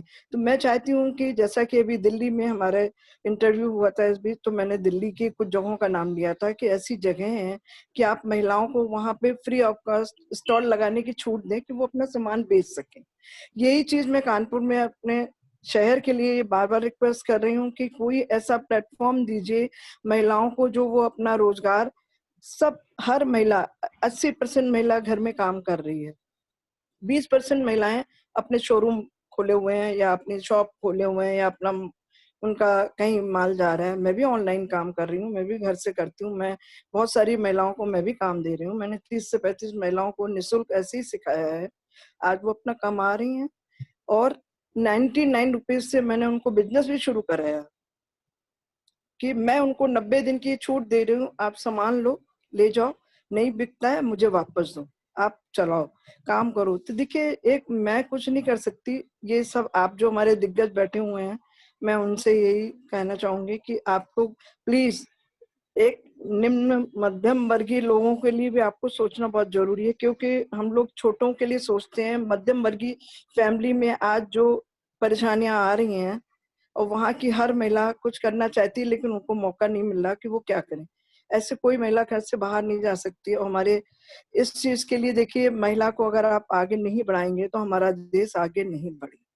हमारे वर्तमान प्रधानमंत्री जी का भी यही कहना था कि अगर हमें भारत को आगे बढ़ाना है तो महिला को पहले शक्तिकरण में, पहले महिला को हमें आगे बनाना, सशक्त बनाना है। तभी वो महिला जब घर से निकलती है ना, वो अपना परिवार चलाती है, वो गांव चलाती है, वो व्यापार चलाती है, वो व्यवहार चलाती है। तो शायद मैं कुछ ज्यादा बोल गई हूँ, मुझे नहीं समझ में आ रहा, लेकिन मेरा मन में बहुत अधिक पीड़ा है कि आज जो आस पड़ोस में अपने लोगों की तकलीफ देख रही हूँ कि वो लोग के पास सामान है, वो कहाँ बेचे जाके। मैं दिव्यांग बच्चों की, मैं उसमें दिल्ली की वाइस प्रेसिडेंट हूँ आज इंटरनेशनल ऑर्गेनाइजेशन की, उन बच्चों को मैं प्लेटफॉर्म नहीं दे पा रही हूँ। जबकि दिल्ली कोर्ट में हमने जगह जगह बात की है कि उन बच्चों को जो उनका सामान बना हुआ है, आप लोग प्लीज आप ही लोग खरीदो तो उनके घर में रोटी तो चले। और रही कोरोना की बात, तो देखिए कोरोना में बहुत कुछ हमने खोया, बहुत कुछ पाया भी है, और बहुत लोगों को जिनके घर से जो लोग चले गए उनको बहुत तकलीफ भी हुई है। लेकिन आज हमको खुद को जानने के लिए, खुद को जानने के लिए जो टाइम मिला है, तो हम उससे किसी और को काम दे सकते हैं, किसी और की जिंदगी बना सकते हैं। तो हमें ये विचार करना चाहिए। और इसी तरह के जैसे कि आज नीलम जी ने प्रोग्राम रखा है, तो ये तो हमारी कानपुर की शान है, पर देश विदेश में भी इनका नाम है। तो मैं नीलम जी से यही कहूंगी कि आप आज आपने ये वेबिनार में जो टॉपिक रखा था, तो हमारे अनिल भाई ने, यादव जी ने, तुलसियान जी ने, रोमी जी ने, नम्रता ने, जैसे सभी ने अपने विचार दिए कि आप लोग कैसे काम कर सकते हैं, कैसे बढ़ा सकते हैं। तो नीलम जी, आपसे हमारी यही एक रिक्वेस्ट है कि आप इन सब चीजों पे एक विचार करिएगा। तो जैसा भी हो, आपको अगर लगता है कि हमें इसके लिए बैठ के मीटिंग करनी होगी, तो जरूर आप बुलाएं हमको। Thank you so much. Thank you एक सरिता नारी जी। सब पे भारी। Thank you Sarita ji. Thank you Sarita ji, आपने बहुत सही बात रखी कि जो मध्यम वर्गीय सबसे ज्यादा समय सफर कर रहा है। लोअर क्लास के लिए भी लोग सोच रहे हैं, अपर क्लास तो चल ही रहा है, लेकिन जो मिडिल क्लास है वो सबसे ज्यादा सफर कर रहा है। तो हमारे बीच अब रति जी हैं, जो अभ्युदय दिल्ली में जनरल सेक्रेटरी हैं। मैं उनसे रिक्वेस्ट करूंगी कि अपने व्यूज रखें। प्लीज रति जी।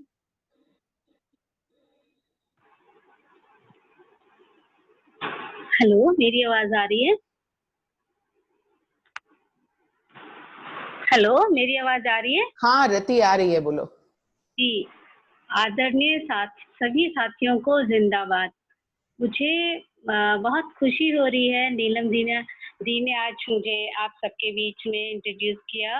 आप सभी का फिर से मैं धन्यवाद कहती हूँ। और मेरा नाम रति है। मैं पिछले 15 साल से दिल्ली की महिलाओं के साथ रोजगार के सवाल पे काम कर रही हूँ।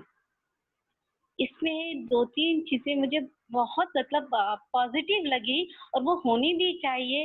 निराशा तो हमारे पास जिंदगी में हमेशा ही रहती है।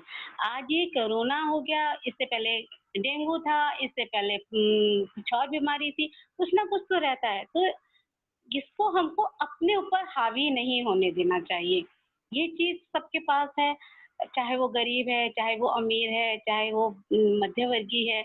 मगर एक चीज जो हमारी अभी साथी ने बोला कि फेसबुक पे जैसे कोई कहता था कि गरीबों के लिए भी सोचा जा रहा है, ये कॉर्पोरेट के पास भी कुछ पैसा है, मध्य वर्गीय के लिए कोई भी नहीं सोच रहा है। तो मैं इसको जरूर क्लिक कर देती थी, मैं इस उम्मीद के साथ कि सही बात है, हम लोगों के लिए तो किसी ने डाला तो मैं भी उसको लाइक कर देती थी।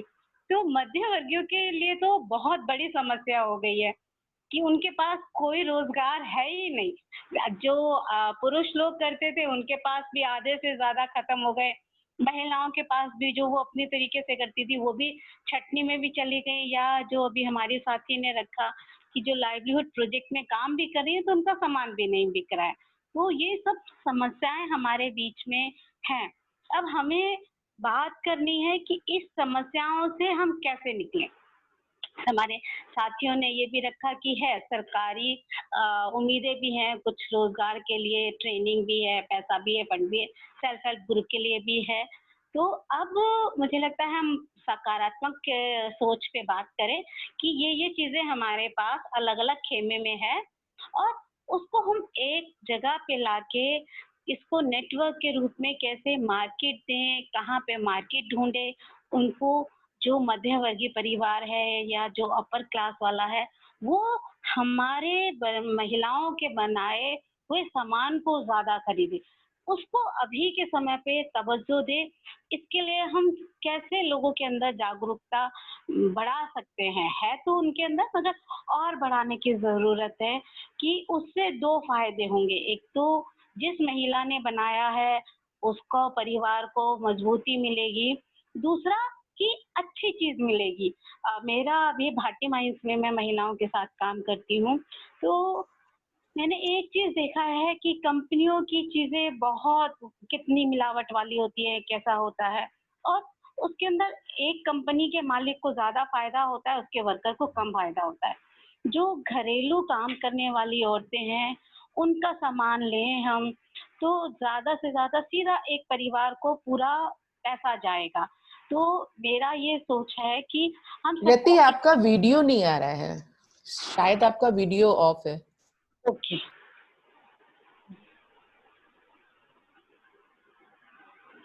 जी आ गया जी। तो बस मेरा यही लग रहा है, हर जगह निराशा की ही बातें सुनने को मिलती है। तो मुझे अभी अपने इस मंच से सभी साथियों से यही रिक्वेस्ट कर रही हूँ कि अब हम सकारात्मकता की तरफ बात करें। ये सबको पता है कोरोना क्या है, इसमें क्या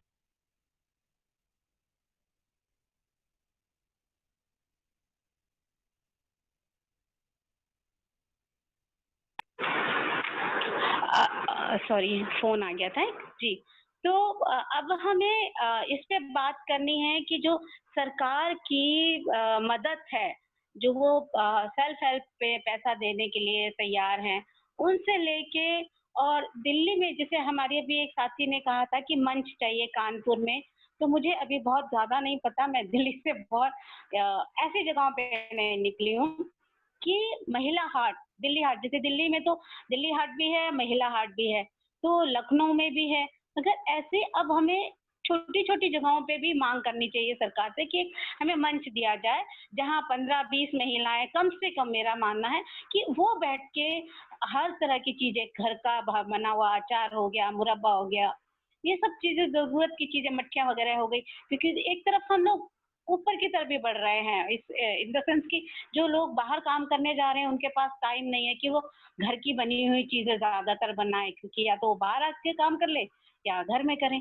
तो ऐसा हमारा छोटी छोटा मंच हो जहाँ पे घर की बनी हुई चीजें बिके, तो लोगों को साफ सुथरा फ्रेश चीजें मिलेंगी, दूसरा कि हमारे महिलाओं को रोजगार मिलेगा। इसके ऊपर हमें बात करने की मुझे लग रहा है अब जरूरत है। दूसरा मुझे और बीच में ये जोड़ना था, जो मैं बीच में रुक गई थी, कि अभी हमारा एक वैक्सीन के लिए बात हो रही है कि बहुत जल्दी अभी आ रही है, तो वो उस चीज के ऊपर हमें ज्यादा ध्यान रखना चाहिए। निराशा, डिप्रेशन, उससे लड़के, और दवाइयाँ जैसी चीज को मैं एक बात को और जोड़ूंगी कि उस पे बहुत नहीं सोचना है। हमारी महिला साथी हो, हमारे युवा साथी हो, आप अगर पीछे देखेंगे कोरोना के पहले, फिर तभी भी हमारे पास कोई ना कोई समस्या थी, तो क्या हम डिप्रेस हुए? नहीं। तो अभी भी हमको ये जरूर ध्यान रखना है कि अगर रात आई है, थोड़ी लंबी हो गई है, सवेरा तो आना ही आना है, तो उस बाहर निकलें।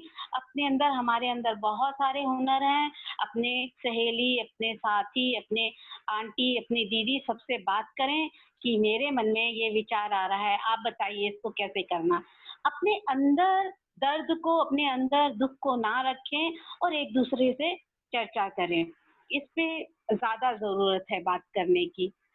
सरकार की मैं कुछ ऐसे ही बात रखना चाह रही हूँ, मुझे नहीं मालूम कितना प्रैक्टिकल में होगी, कि जैसे सेल्फ हेल्प के थ्रू गवर्नमेंट हमको मदद करती है, तो उसमें हमको ग्रुप बना के, सिंगल महिला को दिक्कत हो सकती है, अगर ग्रुप अगर हम बनाए 12-20 के और उसके थ्रू जाएं, तो सरकार एकदम मदद करने के लिए खड़ी है, तैयार है, और वहां से लेके ये सामान बनाया जा सकता है और ये बेचा भी जा सकता है। बट इसमें जो मेरा थोड़ा अनुभव है, उसमें ये कहना है कि मगर उसको ग्रुप में चला सकते हैं और ग्रुप के ही थ्रू मांग कर सकते हैं, तो अच्छा होगा। मुझे यही बात रखनी थी। धन्यवाद। थैंक यू रति। हम लोगों ने एक बहुत बड़ा प्रपोजल बनाया था कानपुर में महिला हाट के लिए, और चुन्नीगंज में एक जमीन भी मिलने वाली थी। ये था कि गवर्नमेंट के साथ जुड़ के हम लोग करेंगे। बहुत बड़ा प्रपोजल था वो। कानपुर में हम लोगों ने दिया था, झांसी में दिया था, कई सारी जगहों में हम लोगों ने रिक्वेस्ट की थी, और काफी लेवल तक, ऊपर तक पहुंच भी गया था, लेकिन फिर वो खत्म हो गया। तो ये सब चीजें चलती रहती है शायद। हाँ प्राची प्लीज आगे। थैंक यू रति जी, आपने बहुत अच्छे सुझाव रखे, स्पेशली जो आपने बोला कि एक दूसरे से बात करनी चाहिए, मन में बात नहीं रखनी चाहिए। हाँ, इस समय हमको बहुत जरूरत है एक दूसरे से बात करने की और एक दूसरे को समझने की और एक दूसरे की हेल्प करने की। प्राची जी, मैं एक बात रखना चाह रहा हूँ, अभी नीलम जी बता रहे थे। जी जरूर। एग्जीबिशन के लिए आपने बहुत प्रयास किया है, क्या वजह है रुक गया? आप महिला के लिए या एक नॉर्मल एग्जीबिशन के लिए जो भी आर्ट के लिए अगर कोई ऐसा लग रहा है आपको कि कोई गवर्नमेंट स्पेस है जहां एग्जीबिशन हो रही करते हो, शहर में भी हो, तो उसके लिए रिनोवेशन के लिए भी हम लोगों ने पहले पूरे 75 जिलों में या पूरे देश में हम लोगों ने प्रयास किया था भारत सरकार की तरफ से, लेकिन कोई भी प्रपोजल हमारे खास करके यूपी से नहीं आया। वो हमारे सारे जो हमारे जो डीआई ऑफिस है, सारे डिस्ट्रिक्ट जो कमिश्नर हैं अपने उद्योग के, सबको लिखा भी गया था, बट कोई भी प्रपोजल नहीं आया था। हम लोग उस समय 10 लाख रुपए रिनोवेशन के लिए दे रहे थे। अभी बीच में जब ये कोरोना काल का ही समय था, उसी समय उसके उसके पहले थोड़ा सा हम लोगों ने उद्यम समागम किया था हर जिले में। तो उस दौरान भी हमारा एक दूसरा था उद्यम समागम के साथ साथ कि जो मार्केटिंग हार्ट्स है, इनको अगर कोई सरकारी मार्केटिंग हार्ट्स है जिसके लिए सरकार जिला चाहता है, जिला प्रशासन चाहता है रिनोवेट कराने के लिए, तो थ्रू डीआईसी के तहत हम लोगों ने प्रपोजल मांगा था, लेकिन कोई भी प्रपोजल मिला नहीं। एक तो ये है, दूसरा हम लोग भी प्रयास कर रहे हैं। और एक बात और भी हम बताना चाहेंगे, आप जिला उद्योग केंद्र से जरूर मिलिए, संभवतः हो सकता है कि कोई न कोई इसमें बात आगे बढ़े। जहाँ भी आप खोलना चाह रहे हैं आप जरूर प्रपोजल रखिए, हो सकता है कुछ न कुछ आगे बढ़ेगा। और हम लोग भी कोशिश कर रहे हैं कि कहीं न कहीं एक एग्जीबिशन के लिए बनना चाहिए। वैसे तो हमारी स्कीम में जरूर है, लेकिन अभी आप ये एक्चुअली सेल्फ हेल्प ग्रुप है, एनजीओ है, क्योंकि उसके लिए एसोसिएशन चाहिए, महिला एसोसिएशन चाहिए जो उसमें गोल्ड रेटिंग का उनके पास वो होना चाहिए अपना QCI से। तो उसमें भारत सरकार जो है उसमें अपना इस तरह का एग्जीबिशन के लिए खास करके जो स्पेसिफिक प्रोडक्ट है उसके लिए वो डिस्प्ले सेंटर बना सकते हैं, हमारी स्कीम में है। चलिए थैंक यू दादो जी, हम लोग आपको दे देंगे। हमने जिला उद्योग केंद्र में भी दिया था, काफी सारी जगह दिया था। हाँ, लेकिन एक बात ये है कि इसको आप जिला उद्योग केंद्र में आपसे मिलते हैं। हाँ, DI ऑफिस से मिलकर जरूर जरूर। एक और भी बात बताना चाहेंगे, ज्यादा समय नहीं लगे, मुझे लगता है समय कमी बिल्कुल है इसमें। जैसे आपने बताया ना कि जो भी लीडर्स हैं हमारे इस NGO के, उनको थोड़ा पहल करना पड़ेगा। जैसे अभी रति सिंह जी भी काफी बता रहे थे और नम्रता जी ने भी काफी लीड कर रहे हैं बेटा। तो इस तरह से कुछ जैसे प्रोडक्ट है, उस प्रोडक्ट को पहली बात है किसी को खरीदने के लिए क्वालिटी को जरूर इशू को पहले आपको मॉनिटर करना पड़ेगा। और दूसरा चीज है कि एक और भी हमारा ऑर्गेनाइजेशन है यहाँ कानपुर में ही है, नीलम जी शायद आपको पता होगा, क्वायर बोर्ड का। ये क्वायर बोर्ड हमारा 80 फीट रोड पे है, आप देखेंगे तो ये लोग भी बहुत सारे ऐसे प्रोडक्ट बनाते हैं और रहते हैं जिनके ऊपर भी ट्रेनिंग वगैरह भी की जा सकती है। और बहुत ही अच्छा प्रोडक्ट है, आपने कहीं डिस्प्ले में देखा होगा। ये हमारे वो वहाँ पे तिवारी जी है उसके इंचार्ज, तो वो डिस्प्ले करते हैं और काफी अच्छा उसका डिमांड भी हो सकता है, अच्छे अच्छे घरों में भी हो सकता है। तो कभी इस वहां पे भी आप जा करके उसको देखिए और उसमें भी अच्छा हो सकता है। ठीक है, thank you. Thank you sir. अब हमारे बीच सम्मान जी हैं, मैं उनसे रिक्वेस्ट करूंगी जो कि सोशल एक्टिविस्ट हैं कि अपने सुझाव रखें। सम्मान जी प्लीज आप अपने सुझाव रखें। आप सभी को नमस्कार। बहुत ही अच्छा मौका दिया है नीलम दीदी ने, सखी केंद्र ने। ये जैसा कि पहले भी मंच दिया जाता रहा है, ऐसे ये वर्चुअल मंच दिया है और विषय भी बहुत अच्छा चुना है कि महिला सशक्तिकरण और रोजगार। तो जैसा कि दीदी ने पहले बताया था, शुरू में ही जब हमको इस वर्चुअल मीटिंग के बारे में बता रहे थे, तभी बताया था कि जो महिला सशक्तिकरण, महिलाओं को तो सशक्त करने के लिए बहुत सारा स्कोप दिया सखी केंद्र ने, महिला मंच ने।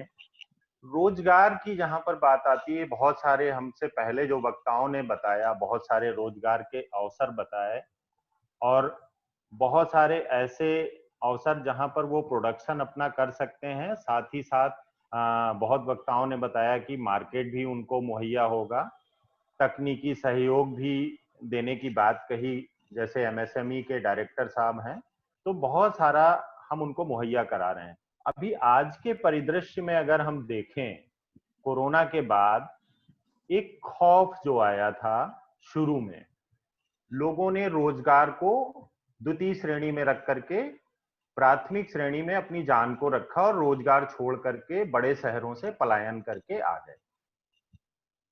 साथ ही साथ जो छोटे मोटे घरेलू कामकाज करने के लिए महिलाएं जाती थी, उनका भी रोजगार छिन गया।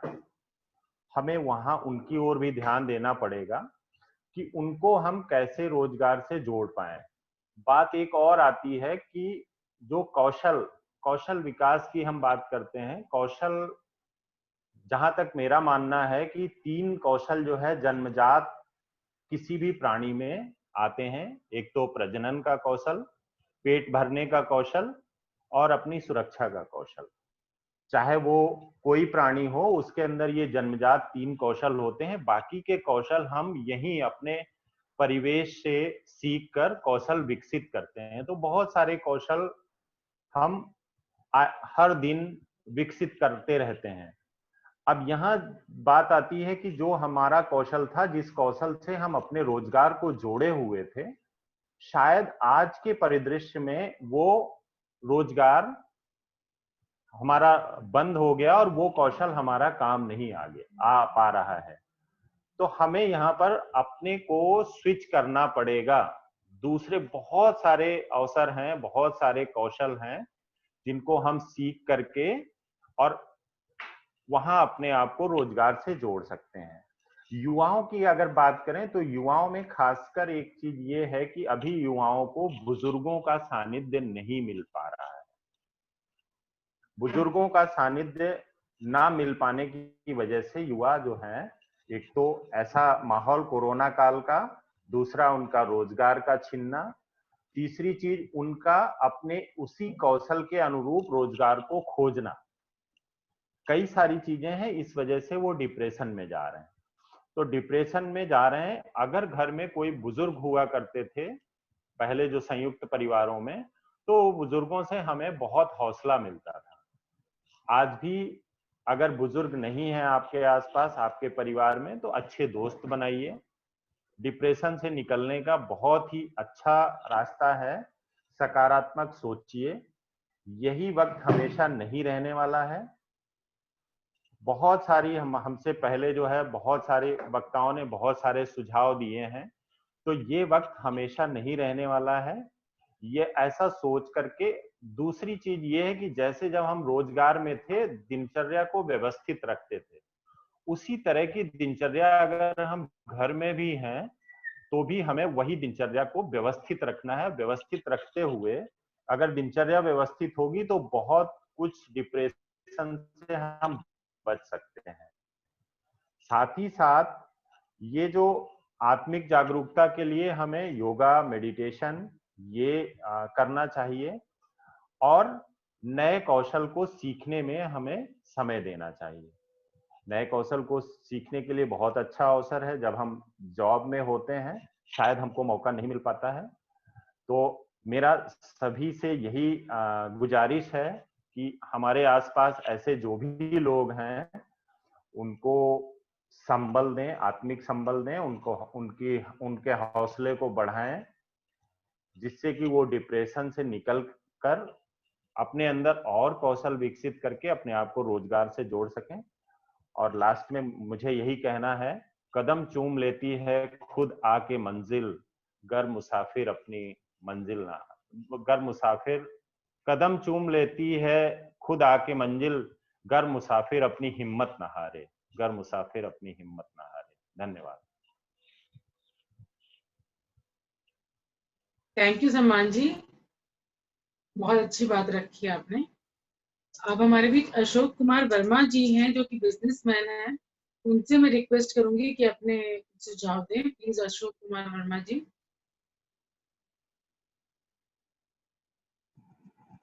नमस्कार जी। जहाँ तक आज का विषय है महिला सशक्तिकरण एवं रोजगार, दो भाग में है। अब मेरी आवाज सुनाई पड़ रही प्लीज? मेरी आवाज आ रही है आपको? बहुत अच्छी तरह सुनाई दे रही है। जी जी आ रही है, आपकी आवाज आ रही है। जहाँ तक अभी हम लोगों ने अपने पूर्व वक्ताओं को सुना, सब लोगों ने वुमेन एम्पावरमेंट के लिए बात किया और उसमें हर जगह बात की गई, कौशल की बात की गई, स्किल डेवलपमेंट की बात की गई। भारत सरकार के पास एक अलग से मंत्रालय है, ministry of skill development and entrepreneurship. पहले ये मंत्रालय देखा जाएगा ये पोर्शन अगर मिनिस्ट्री ऑफ लेबर और एम्प्लॉयमेंट के अंदर होता था, परंतु 2015 के बाद इसको अलग से जो उनका ट्रेनिंग का पोर्शन था मिनिस्ट्री ऑफ लेबर का, उसे जो है मिनिस्ट्री ऑफ स्किल डेवलपमेंट में ला दिया गया और कि महिलाओं को किस तरह से आत्मनिर्भर बनाया जाए, स्वावलंबी बनाया जाए, किस तरह से अपना रोजगार कर सके। तो ये 1978 में SIDA Swedish international development agency थी और ILO इंटरनेशनल लेबर ऑर्गेनाइजेशन, उसके संयुक्त साथ में मिलकर के योजना बनाया भारत सरकार ने, किस तरह से महिलाओं को देश की मुख्य धारा के साथ जोड़ा जाए। और इसी कड़ी में क्योंकि सबको स्किल डेवलपमेंट के लिए ट्रेनिंग चाहिए, सबको बनाने के लिए, आगे बढ़ाने के लिए, उसके लिए भारत सरकार ने अपना खुद का नेशनल ट्रेनिंग इंस्टीट्यूट के नाम से अपने संस्थान खोल रखे हैं। 33 संस्थान पूरे भारतवर्ष में हैं, इसमें 19 संस्थान केवल महिलाओं के लिए हैं। हम लोग बात कर रहे हैं अभी, जैसे त्रिपाठी जी ने बोला कि हम लोग जैसे छोटे छोटे लेवल पे मास्क बना सकते हैं, भगवान के ड्रेसेस बना सकते हैं, तो ऐसी चीजें हैं। लेकिन जितनी भी चीजें हम बनाएं, उसकी जब तक उस स्वीकारता नहीं रहेगी मार्केट के अंदर, वह उतना कार्यशील नहीं रहेगा, उतना उपयोगी नहीं रहेगा। जो ये संस्थान हैं, जितने भी हैं नेशनल स्किल ट्रेनिंग इंस्टीट्यूट्स हैं, इनकी सहायता ली जा सकती है। नेशनल स्किल डेवलपमेंट कॉर्पोरेशन है, क्योंकि स्किल डेवलपमेंट केवल एक विभाग का, एक मंत्रालय का काम नहीं है। मैं खुद भी था मिनिस्ट्री के अंदर। 2008 के अंदर लगभग 19 मिनिस्ट्री जोड़े गए थे स्किल डेवलपमेंट के कार्य के लिए, जिसमें उद्देश्य था कि 2022 तक जो है हम पूरे स्वावलंबी बन सकें और देश को जो है स्किल कैपिटल बनाया जा सके। और मैं यही कहना चाहूँगा, जितनी हम बातें कर रहे हैं, कई जगह ट्रेनिंग की बात आती है कि लोग अपना फीस पेमेंट नहीं कर सकते। मैं चाहूँगा कि यहाँ पे स्टेट के जो प्रतिनिधि हैं, स्टेट स्किल डेवलपमेंट मिशन है यूपी में, अलीगंज ITI के अंदर ही उनका कार्यालय है, उनके निदेशक को इन्वाइट किया जाए। स्किल डेवलपमेंट का जो क्षेत्र है, इनके जो डायरेक्टर्स हैं या चीज़ें हैं, उनको बुलाया जाए, क्योंकि कई व्यवसाय हैं, लगभग 113 व्यवसाय ऐसे हैं जिसमें ट्रेनिंग प्रदान की जा रही है। और जहाँ तक नेशनल स्किल डेवलपमेंट कॉर्पोरेशन की है, उसमें आप ट्रेनिंग करवा रहे हैं अगर, तो ट्रेनिंग के पैसे भी मिलेंगे आपको। और ट्रेनिंग आप कर रहे हैं, ट्रेनिंग निःशुल्क होती है इसकी। तो अगर नेशनल स्किल डेवलपमेंट कॉर्पोरेशन के लोगों को बुलाया जाए तो उनसे काफ़ी मार्गदर्शन मिलेगा। दूरदर्शन ने भी कई प्रोग्राम दिया है। शनिवार के दिन हमारे ख्याल से दूरदर्शन प्रोग्राम कहता है आपकी बात, और शनिवार को DD दूरदर्शन जो उर्दू है, DD उर्दू के ऊपर वहाँ पे नौजवान हिंदुस्तान कार्यक्रम आता है, जहाँ बताया जाता है कि कहाँ स्कोप है, कहाँ संभावनाएं, कहाँ पे किस तरह से आत्मनिर्भर बनाया सकता है, कौन से स्किल इनके लिए उपयोगी होगी, उसकी उपयोगिता किस किस क्षेत्र में होगी। क्योंकि हमारे खुद भी, जब मैं नोएडा में भी था, हमारा पिछला जो असाइनमेंट था नोएडा में था, मैं रिटायर अभी जल्दी ही हुआ हूँ, मैं वहाँ प्रिंसिपल था, जॉइंट डायरेक्टर। तो वहाँ पे दूरदर्शन ने करीब 4 वीडियो बनाई हुई है इसके ऊपर, नौजवान हिंदुस्तान के ऊपर, बेसिक कॉस्मेटोलॉजी के ऊपर बनाई गई है कि जो आप देखा जाए जगह जगह ब्यूटी पार्लर खोले गए हैं। ये बहुत बड़ा जरिया है रोजगार के लिए, स्वावलंबी बनाने के लिए। तो उसमें अवसर हैं, ड्रेस मेकिंग में अवसर हैं, सीविंग टेक्नोलॉजी में अवसर हैं, इंटीरियर डेकोरेशन में अवसर हैं। देखा जाए तो हम लोग जहाँ ट्रेनिंग करवाया तो वहाँ करीब 22 व्यवसाय ऐसे थे जहाँ ट्रेनिंग करवाई जा रही है। क्योंकि महिलाओं के सम्मति में देख रहा हूँ इस ग्रुप में जितनी भी हैं स्वरोजगार से जुड़े हुए, और आज हम बात भी कर रहे हैं, वुमेन एम्पावरमेंट की बात कर रहे हैं, तो महिलाओं के एजुकेशन की बात है। तो यहाँ पे अपेक्स इंस्टीट्यूट कह लीजिए, अगर भारत सरकार का अगर है, national skill training institute for women Noida में है, बहुत बड़ा इंस्टीट्यूट है। यहाँ पे मैं चाहूँगा कि जो लोग अगर इस क्षेत्र से जुड़ना चाह रहे हैं, प्रशिक्षण देना चाह रहे हैं या रोजगार में हैं, वहाँ एक बार जाके विजिट करें, वहाँ की मशीनें देखें, वहाँ पे कि जो भी उद्योगों में मशीनें लगाई गई हैं उस तरह की मशीनें हैं, उस तरह की ट्रेनिंग दी जाती है। सिलाई तो सभी को आती है, तो जब तक हमारे सिलाई के अंदर हमारे जो प्रोडक्ट क्वालिटी के प्रोडक्ट नहीं रहेंगे, हम मार्केट में बेच नहीं पाएंगे उन्हें, क्योंकि अब जमाना आ गया है जीरो डिफेक्ट के लिए। जब तक उसमें जीरो डिफेक्ट नहीं रहेगी कोई एक्सेप्ट नहीं करेगा। और जहां तक रही रिस्क की बात है, एंटरप्रेन्योरशिप की बात करी जा रही है, भारत सरकार का इंस्टीट्यूट भी एंटरप्रेन्योरशिप के लिए निस्बत है वहाँ यहाँ पे भारत सरकार का, जो कि नोएडा में ही है, जो national institute for entrepreneurship and small business development. वहाँ पे चीजें सिखाई जाती है बनाने के लिए। मान लीजिए अगरबत्ती बनाना है या अचार बनाना है या ड्रेसेस बनाना है, इलेक्ट्रॉनिक्स के काम करने हैं, उन चीजों को वहाँ सिखाया जाता है। कार्यक्रम चलते रहते हैं जगह जगह। और मैडम सिन्हा जी वहाँ के डायरेक्टर हैं, उनको भी बात किया सकता है। उनके अगर नंबर चाहिए, मोबाइल और उनके ईमेल आईडी चाहिए तो मैं दे सकता हूँ उन चीज़ों को। तो मैं यही चाहूँगा कि हम लोगों को मिलकर प्रयास करने वाली बात है। जहाँ तक कानपुर हाट की बात चल रही है, काफ़ी उपयोगी होगा।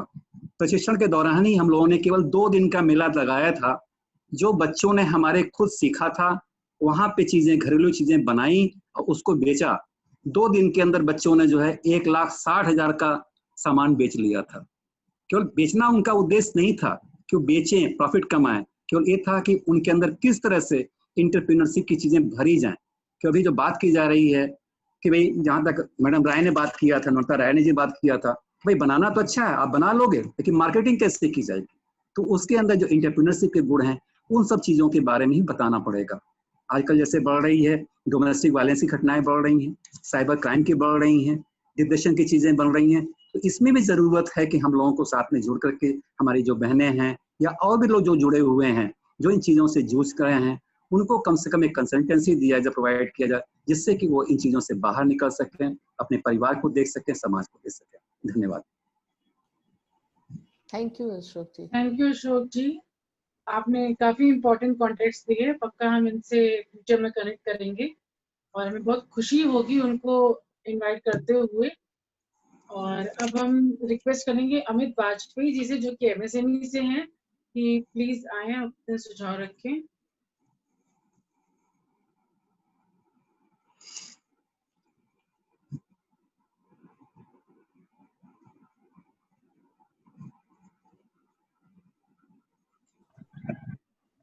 नमस्कार मैडम, सॉरी पहले तो सभी लोगों से कि मैं थोड़ा देर से जुड़ सका आप लोगों के साथ, लेकिन मेरी आवाज आ रही?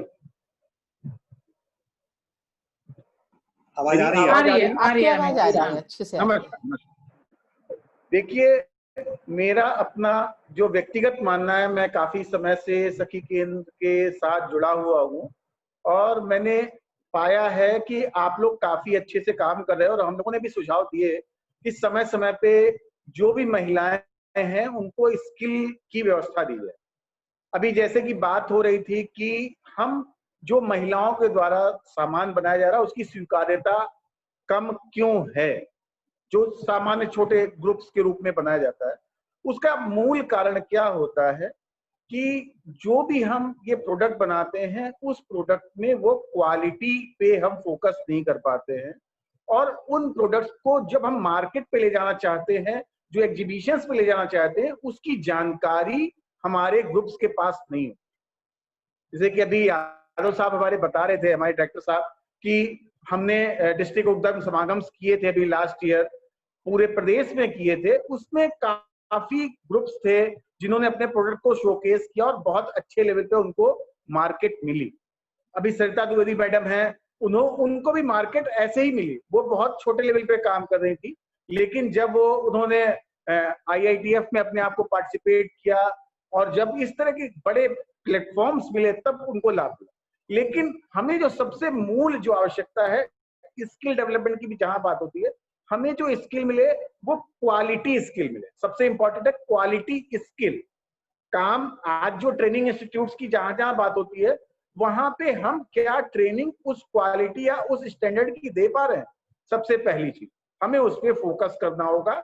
उसके लिए ट्रेनिंग इंस्टीट्यूट्स को भी अच्छा होना पड़ेगा और जो पार्टिसिपेंट्स पार्टिसिपेट कर रहे हैं उनको भी अच्छा होना, दोनों को अच्छा होना पड़ेगा। फिर सेकेंड फेज कि अब हम उसके, जब हमने स्किल मिल गया तो हम उसको अपने एंटरप्राइज में कैसे कन्वर्ट करें। तो उसके लिए MSME DIs हैं, वहां पे इंटरप्राइज डेवलपमेंट सेंटर है, कंट्रोल रूम है, डिस्ट्रिक्ट इंडस्ट्रीज सेंटर है, DIC है, इन सब जगहों से जाके आपको इंटरेक्ट करना पड़ेगा। उसके लिए सखी केंद्र बहुत अच्छा ब्रिज हो सकता है, बहुत अच्छा ब्रिज हो सकता है। उसके बाद इसके साथ जब भी इस तरह के कार्यक्रम हो, उसमें बैंकर्स को भी ऐड किया जाए कि वो छोटे छोटे प्रोजेक्ट्स को फंडिंग कर सके, लोन दे सके। गवर्नमेंट की स्कीम्स हैं, उन स्कीम्स के अंतर्गत दे सके, तो जो महिलाएं हैं उनको सस्ते ब्याज पर लोन मिल सकेगा। अब इंटरप्राइज तैयार हो गया, अब हमें प्रोडक्ट बेचना। तो सबसे पहली चीज है हमें क्या प्रोडक्ट चाहिए।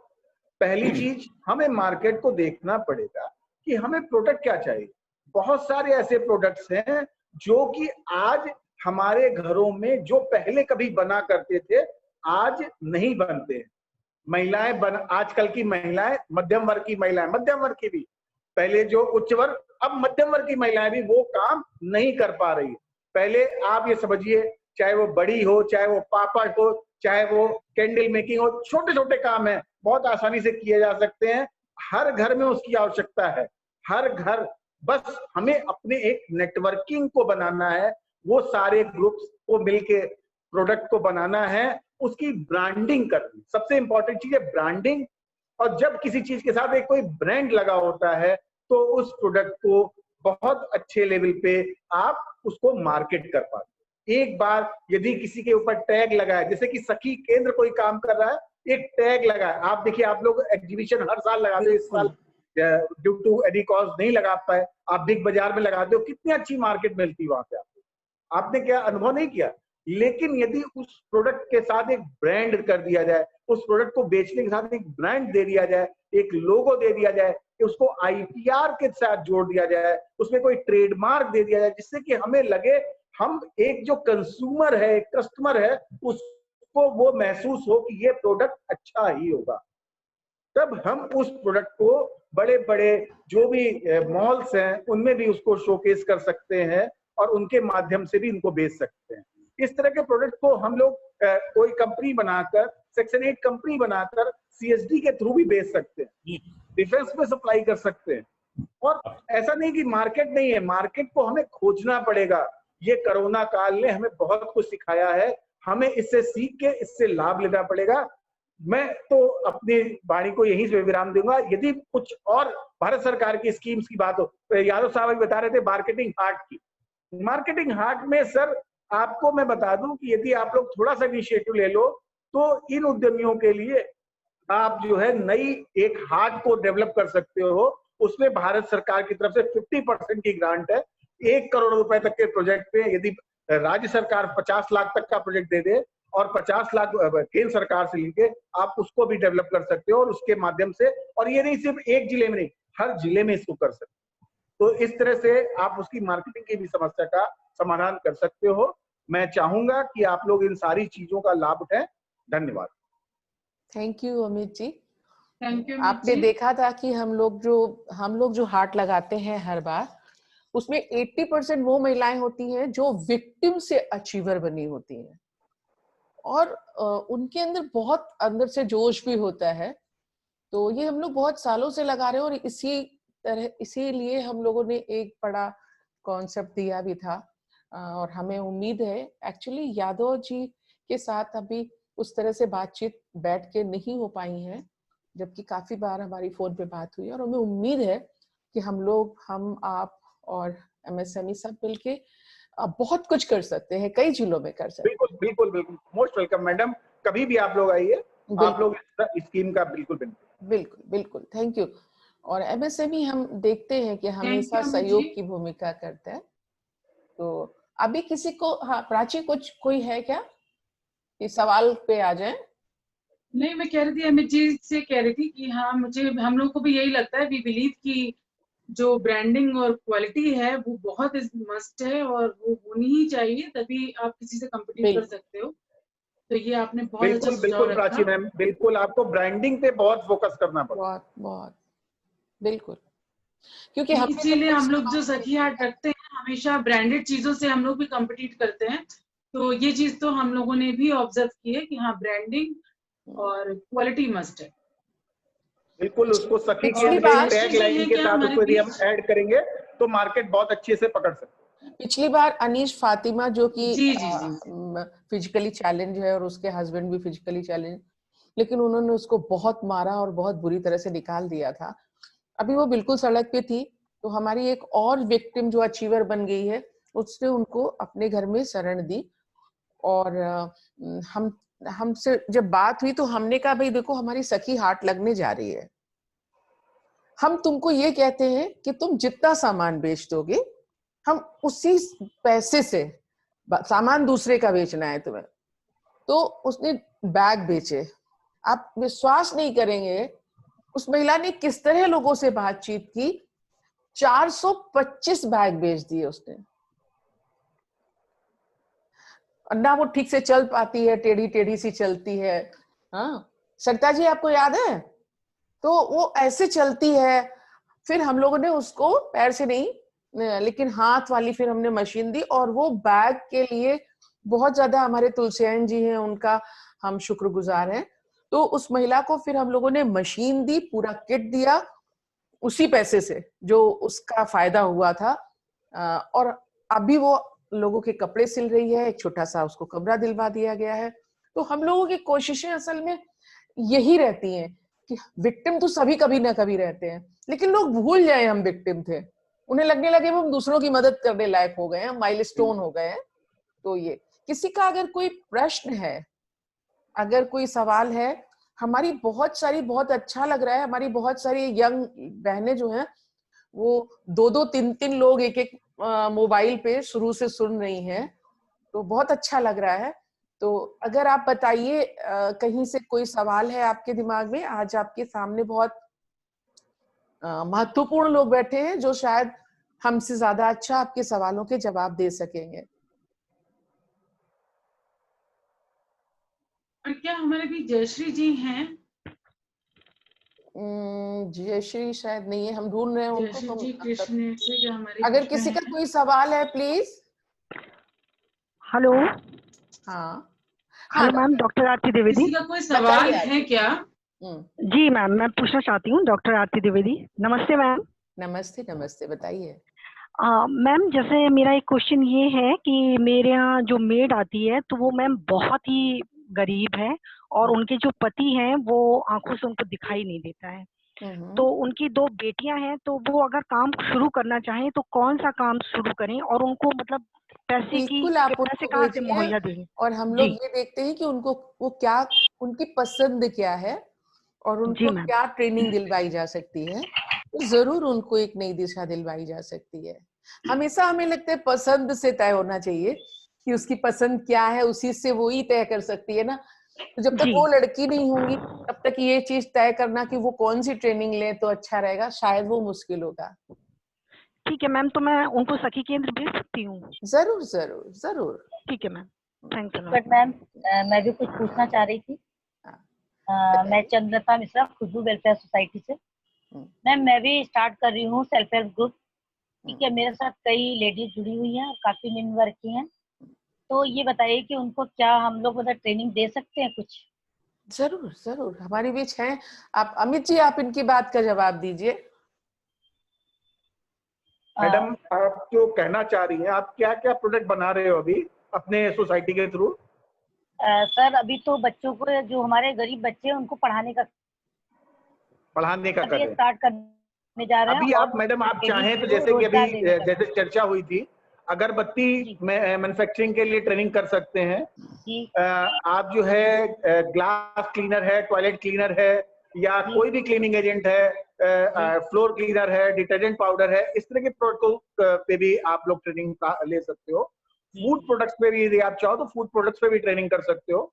आपको बस ये देखना होगा कि क्या कुल जो आपके ग्रुप में जो लोग जुड़े हुए हैं उनकी क्या डिमांड है, किस तरह का स्किल उनके अंदर थोड़ा सा अंदर है। जैसे कि मैडम ने कहा कि इंटरेस्ट क्या है, जब तक हमारा इंटरेस्ट नहीं होगा तो तब हम उस तरह से कर पाएंगे। और दूसरी चीज इसमें हम यहाँ पे ये जरूर कहना चाहेंगे कि आपकी सोसाइटी जो वेलफेयर सोसाइटी है उसका ऑब्जेक्टिव क्या है, किस तरफ से हमें काम करना है, किस तरह से हमें उसको मार्केट करना है। क्योंकि यदि आपकी सोसाइटी बनी हुई है तो ऑब्वियस सी बात है आप मार्केटिंग का काफी बड़ा एरिया आप कवर करोगे। तो आप किन किन चीजों की मार्केटिंग करना चाहते हो, उसी तरह के स्किल आप अपने जो भी आपके साथ लोग जुड़े उनके उस तरह का स्किल आप लोग दिला सकते। जी। अभी ये लोग जो है, इन लोग ने झोले वगैरह तैयार किए हैं, जो खराब कपड़े होते हैं उनसे मैंने तैयार कराए हैं।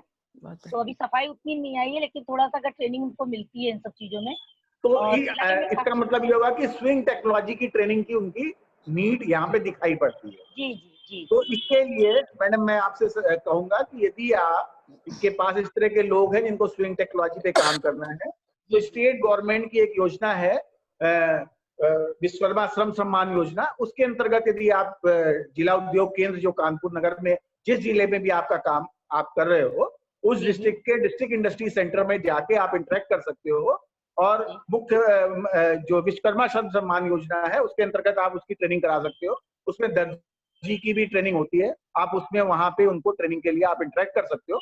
वहां पे टूल किट भी फ्री में मिलती है, स्टेट गवर्नमेंट की पॉलिसी है, तो उसका बेनिफिट आपकी टीम को काफी अच्छा मिलता है। You can take the benefit.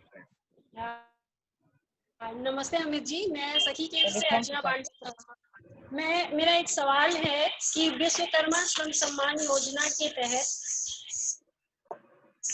हम लोगों ने काफी महिलाओं को हलवाई का, ब्यूटिशियन का और सिलाई के फॉर्म भरवाए थे DIC से संपर्क करके, बट उसमें से ज्यादातर लोगों का आया ही नहीं है और वो महिलाएं फोन कर करके हम लोगों से पूछती हैं कि मैम हमारा कब नाम आएगा, क्या है।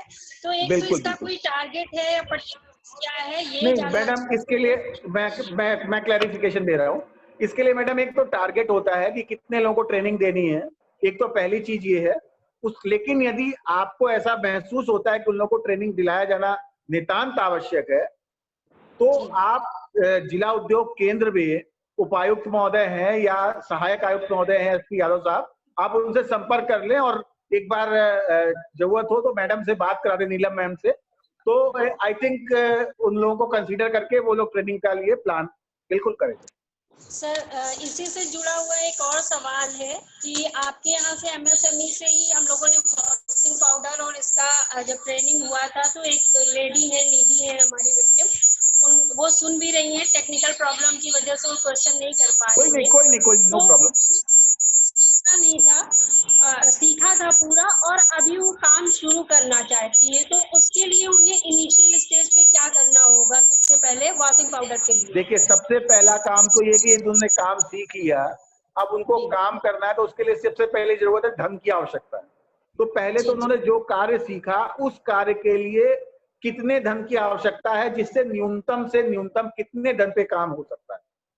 यदि वो न्यूनतम से न्यूनतम धन आप पहले इस निर्धारित कर लें, क्योंकि यदि आप, मैं यहाँ पे फिर बहुत ही क्लैरिटी से बोलना चाहूंगा, भले मैं सरकारी मंच से बोल रहा हूँ, कि यदि आप लोन लेके अपना व्यवसाय करते हैं तो आप अपने व्यवसाय में 10% लॉस से आप बिजनेस स्टार्ट करते हो।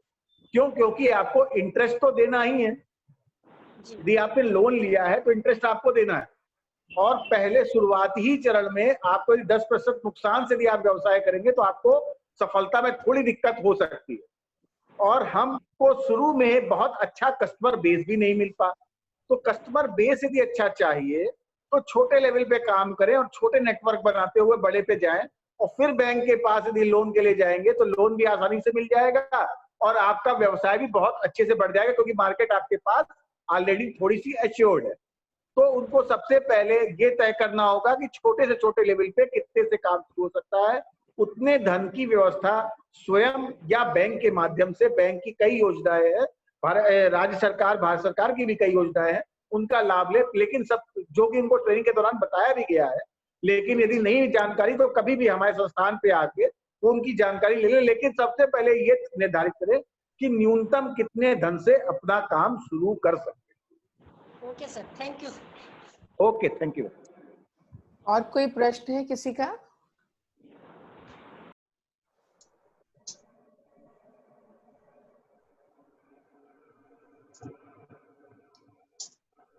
थैंक यू सब लोगों को, और यादव जी को तो बहुत बहुत थैंक्स, आप पूरा टाइम बैठे रहे। Thank you madam. बस अब मुझे अब निकलना ही था, मैंने आपसे परमिशन लेना ही था, तब तक आपने कार्यक्रम का हम ये कह रहे हैं जी कि देखिए, हम लोगों के पास लोगों की कोई कमी नहीं है, और बेसिक चीजें भी, बहुत सारी चीजें लोगों को हम लोग बहुत सारी ट्रेनिंग दिलाते ही रहते हैं, लेकिन हम चाहते थे कि आपके साथ बैठ के और बहुत सिस्टमैटिक तरह से कुछ ट्रेनिंग का जरिया निकाले कि कौन कौन सी ट्रेनिंग जो सामान की जरूरत है जी। और हम लोग जैसे सखी हाट कभी कभी लगाते हैं साल में 2 बार, इस बार हम जैसा अमित जी ने बताया कि हम लोग नहीं लगा पाए, तो उसके लिए हमको बहुत पैसा भी जुटाना पड़ता है। अगर शायद हम आपके साथ मिलके करेंगे, और ये सिर्फ गरीब बहनों के लिए होता है।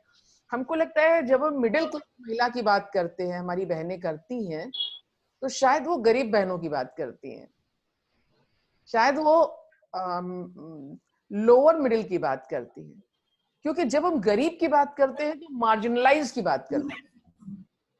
उन मार्जिनलाइज लोगों की हम बातें करते हैं, जो बहनें आज बहुत बुरे हालातों में जी रही हैं, शायद चाहे वो घरेलू कामगार हों, वो जो भी बहनें होती हैं। तो इसलिए हम जब ये कहते हैं कि मिडिल क्लास का ध्यान नहीं दिया जाता, तो शायद मिडिल क्लास वो नहीं है जिसके घर में रोजी बंद होने से खाना बंद होने लगता है, वो गरीब क्लास है। तो हमें मार्जिनलाइज, गरीब, लोअर मिडिल, इन सब के बारे में असल में गंभीरता से सोचने की आज जरूरत है, क्योंकि इधर ग्राफ लगातार गिरा है। तो हम लोग जो कुछ कर सकते हैं वो कम से कम आप लोगों के साथ बैठ के करते हैं। तो थैंक यू सब लोगों को, थैंक्स मैम। इससे बड़ा आपको थैंक्स, और सरिता जी को थैंक्स जिन्होंने मुझे इसको ज्वाइन कराया। बहुत अच्छा लगा आप लोग की बातें सुनकर। Thank you.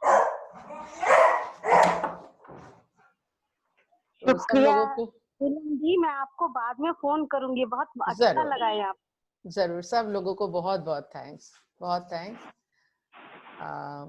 अमित जी आपको भी सम्मान, आपको, अशोक जी को, सब लोगों को, रोमी को, कबीर हैदराबाद से उसने ज्वाइन किया,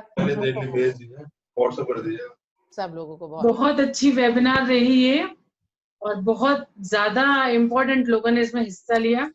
मैं सबकी शुक्रगुजार हूँ और आप लोगों ने बहुत अच्छे से, बहुत सरल शब्दों में अपनी बातें रखी, और मैं उम्मीद करती हूँ फ्यूचर में हम सब मिलकर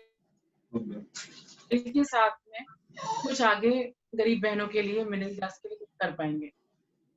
thank you Prachi, thank you. तो यहीं पे हम thank you, thanks to you for being there. Thank you Neelam ji, thank you Annapurna ji, thank you. सब लोगों को बहुत बहुत थैंक्स।